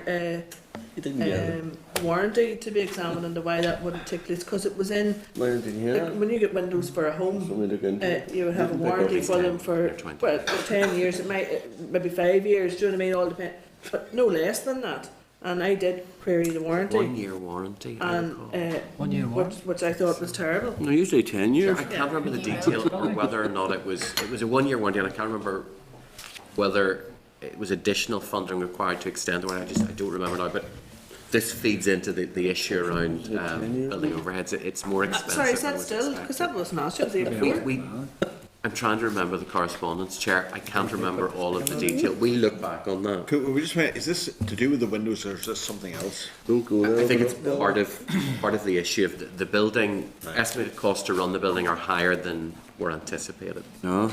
So if we get some information about that as to running costs being higher than originally anticipated, because that was Fairly normal these days. yes, but £500,000 in one go, there's a lot of money. It's crazy. Yeah. And then some regional stadium received 630,000 to meet staffing costs and development work. Now, we're back to this issue of work being done in regards to the sub-regional stadium. What's the £630,000? Who are the staff? What's the, what exactly is this? You're going to tell us, Chair, are you? No, I don't know. I think we should write and ask, we'll maybe get some clarity about it. Chair, we want to write to the Minister and clarify what the 630 breaks down into. Well, we're talking there about £10 million. We've just dealt with £1 million in one go there with building overheads and staffing costs. If you add the money for the Ulster Orchestra as well. Yeah, you're soon rounding up. And I think sometimes we're talking about cuts in the budget, but the whole sector needs to be looking at operating efficiently. Yeah, just why the Pedro thing's a good idea. So we'll ask for information about those staffing costs. Who are the people? Where are they going to be based? What are they doing? What's the developmental work precisely? The department will still have financial pressures of £2 million in 15-16, and in particular these pressures will be felt by the north-south bodies, the stadiums team, PET-PSE projects, the MAGAS, and Irish language activities. Which MAGAS again? Ministry Advisory Group, Ulster Scots Academy. Oh, yeah. Right? Interesting. Promoting equality, tackling poverty and social exclusion, PET-PSE. Yeah. So, just come back to the sub-regional stadia. Of the 630,000, it says staff and development work. In the letter we'll be asking for a breakdown of how much is staff and how much is development, because 630,000 is a heck of a lot of staff, and really, to be honest, I would have thought that there's such a need in football for stadia to be upgraded. The maximum amount of money going out and making a difference in grounds, especially those clubs that are being promoted or looking to be promoted, as well in terms of facilities for spectators and the game. Okay, we'll get a full detailed breakdown. Great. Do you have something to add to that, David, or no? Right, okay. In particular, the Minister anticipates a budget shortfall regarding the development of Casement Park, but is hopeful that the Finance Minister will look favourably on in-year bids in respect of regional stadiums. I thought he said that. Sure you will. The Department is also committed to reviewing the savings delivery plans regularly to allow money to be more effectively used. Department is also dependent on delivering their savings plans through staff exit schemes. Are we agreeable to write to the Department then to get that breakdown of how the 630,000 gets done? And the Prony money as well. Brings us on then to correspondence. OFM DFM Committee correspondence at page 290 regarding the European Commission Work Programme for 2015. Chair, what happens on an annual basis, members will recall this, is that the OFM DFM committee write out to the other statutory committees in terms of the executive's annual EU priorities, which are usually coming down from what the EU Commission itself has prioritised. Each of the departments will then also have particular EU priorities. The committee then adopts a set of priorities for the year. Now, generally what we've done in the past is we have Dr Hull in on an annual basis with the new things that are coming along in the EU that are of particular interest in the decal remit. And we generally will adopt those as priorities for the year, issues to pursue and things to talk about to stakeholders. So if I can ask initially for members' agreement to look at adopting the priorities outlined or the issues outlined in Dr Hull's paper as the committee's priorities for the EU, and then we'll draft up a response to the OFM DFM committee that we'll bring back to committee next week for members' approval. We've always done that on an approval basis. We then checking that. No, is Dr Hull's paper in this pack? Or it is the one he briefed us on at the start. Yes. At the risk of making you have to do some work on the thing rather than just take that, the creative industries issue is the single most important thing as far as I can see for this committee. And what I worry about is sometimes that we try and cover everything. You know, we put in, with all due respect, things like eel fisheries and things like that because we think, oh, that's where they've got to do it. Would it not be better to actually, or would we consider just actually having a focus on what is really important, the European creative industries funding, and that's what we need to be maximised on rather than taking it all? Chair, if I can suggest, if we regard the letter as a set of options that members can then look at and select from, it allows members to see just on paper what is current, what is an issue, and then they can select from that. With regard to the eels particularly, because we've just looked at that, we visited them and so on as well, there are a number of issues around potential problems with Europe's direction on that. The committee did engage in quite a lot of activity around that before, because there was a suggestion, it was only suggested at the time, emanating from Europe, that all eel fishing should be suspended, and that of course would cause the collapse of the industry here, and we did take a lot of issue around that. So there are a number of things that we have agreed in the past are part of a watching brief, and eels being one of them. And I don't want to take away, and I don't want to take away from eels. I wasn't in any way trying to put it down. I only happened because we read it. What I'm trying to say is, I do think we need to focus and prioritise a wee bit more. The problem we get is we get a folder this side, we look at all of these things. If everything is a priority, nothing is a priority. Well, I think I should probably say there, the issue of eels is of particular relevance to some areas and some communities. It's because the European directive and all that, it's something that has to be dealt with. And if it wasn't in there, I'm sure we get 50,000 letters complaining. Right.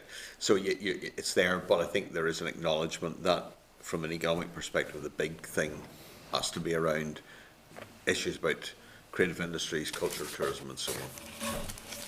Right. Chair, if we bring back a set of options and then members can highlight which ones they want to see.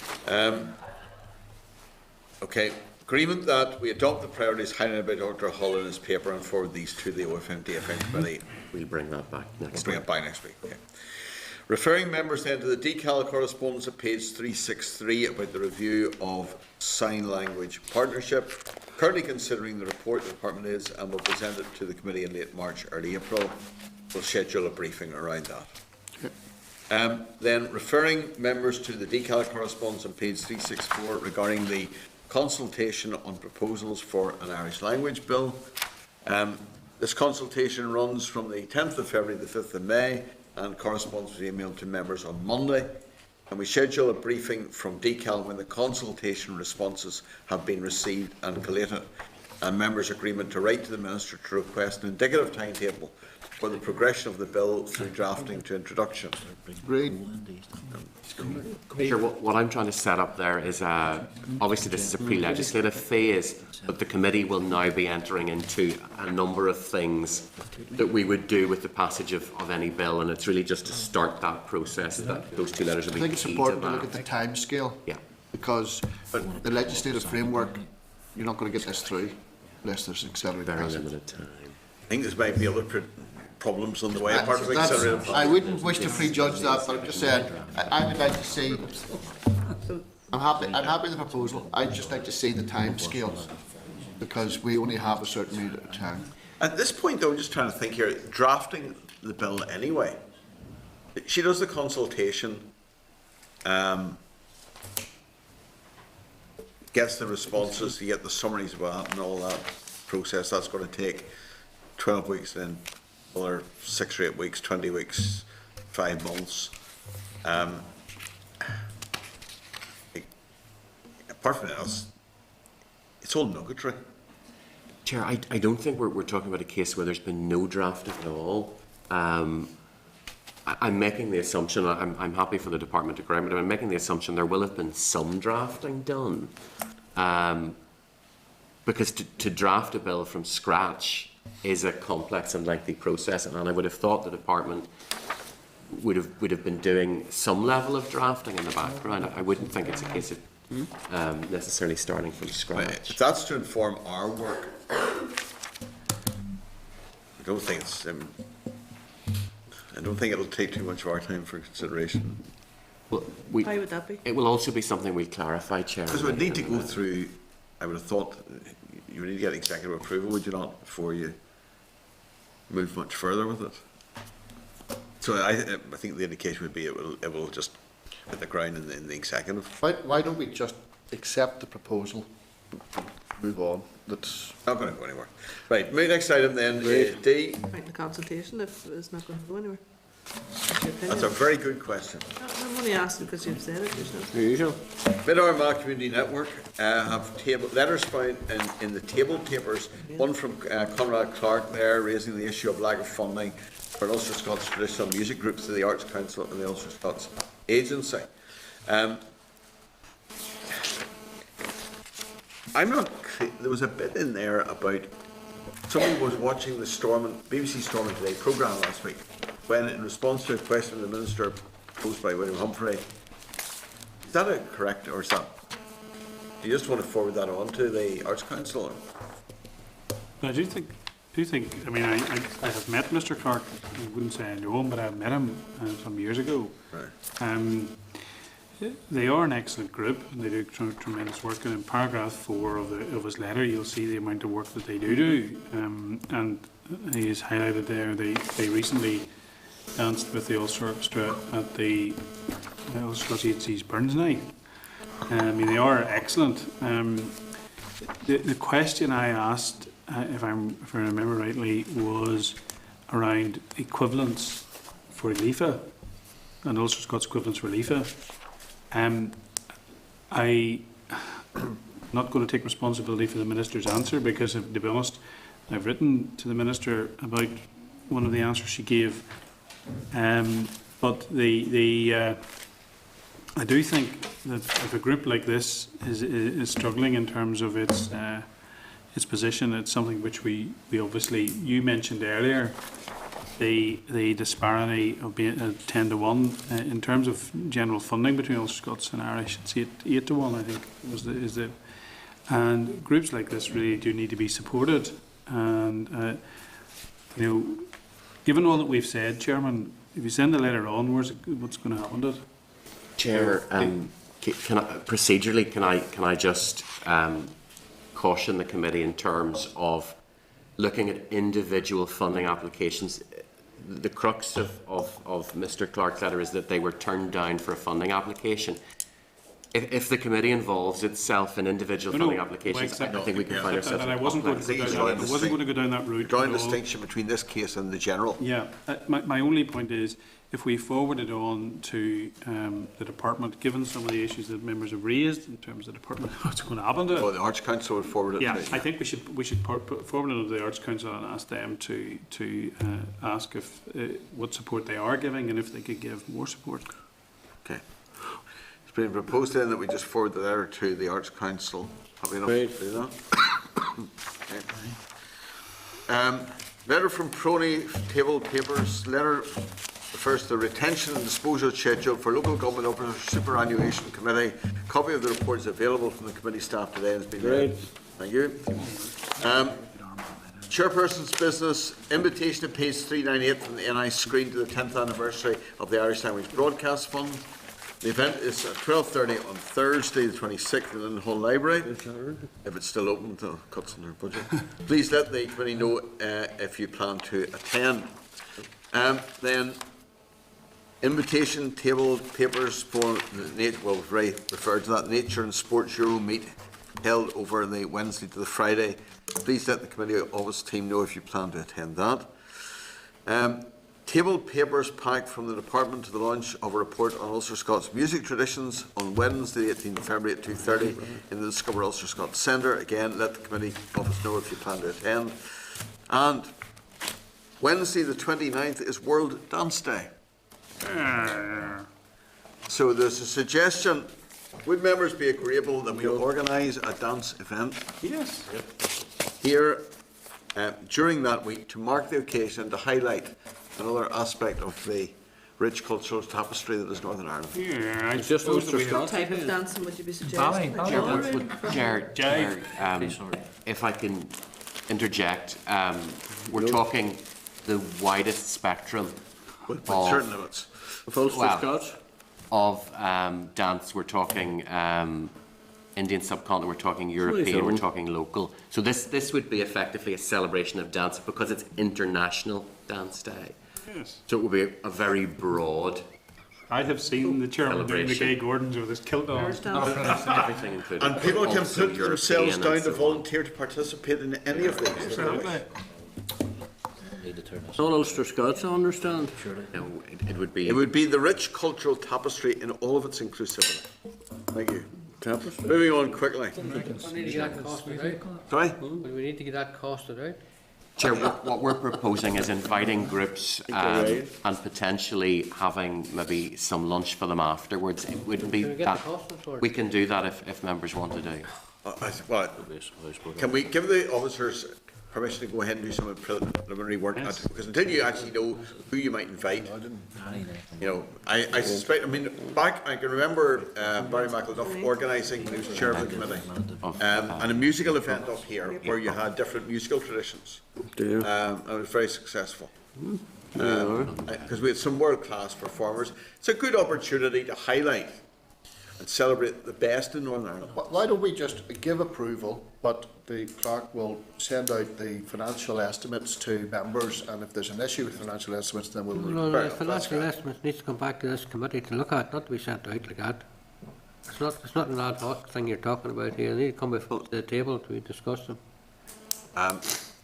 If we are spent so much time today talking about budgets and saving money, I'd have thought the place to look at any cost. Through you, Chair, I would have thought there was a sense of proportionality about it. If there's going to be an excessive amount of money to be paid, then of course we'll need to take it and look at it properly.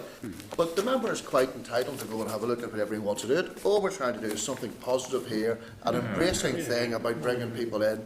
And there is a timeliness about the whole effort, and I'm sure the member would not want to restrict something that was a positive outcome for the people of Northern Ireland. I can think of a lot of other positive things too, you know. Right. And you're entitled to bring forward your proposals. For the island of Ireland. Right, look, it's been proposed that we proceed with looking at this, and we will get costings obviously on the way. All those in favour of that, is the committee agreed to do that? Yes. See, we need to be careful, Chair. I take the point that Mr McMillan made. we need to be careful, because then does that mean that we don't do events like having lunch for the Special Olympians that were here last week? You know, we do need to be careful. Open the door. You can open the door here.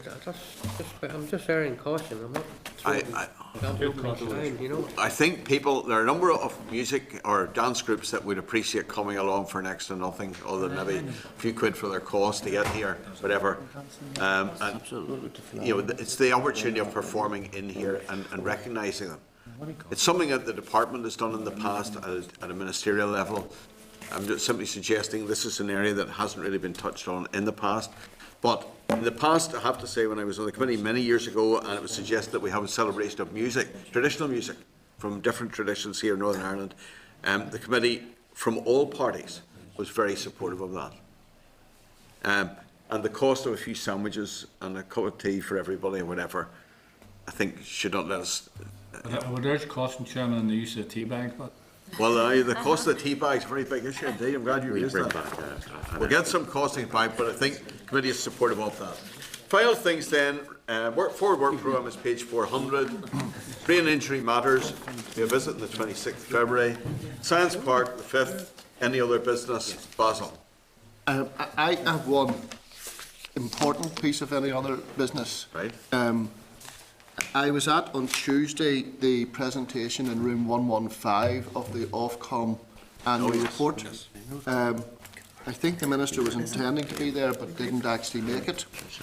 The point that came out loud and clear, and I'll put it, is that Dame Patricia Hodgson, who is the chair of Ofcom, told us that Ofcom have a statutory responsibility to respond to the regions and make sure that they're involved in things, but they cannot initiate action. They can only respond. And what they said is they've heard a great deal from Scotland and from Wales about enhancing broadcasting, but nothing from us.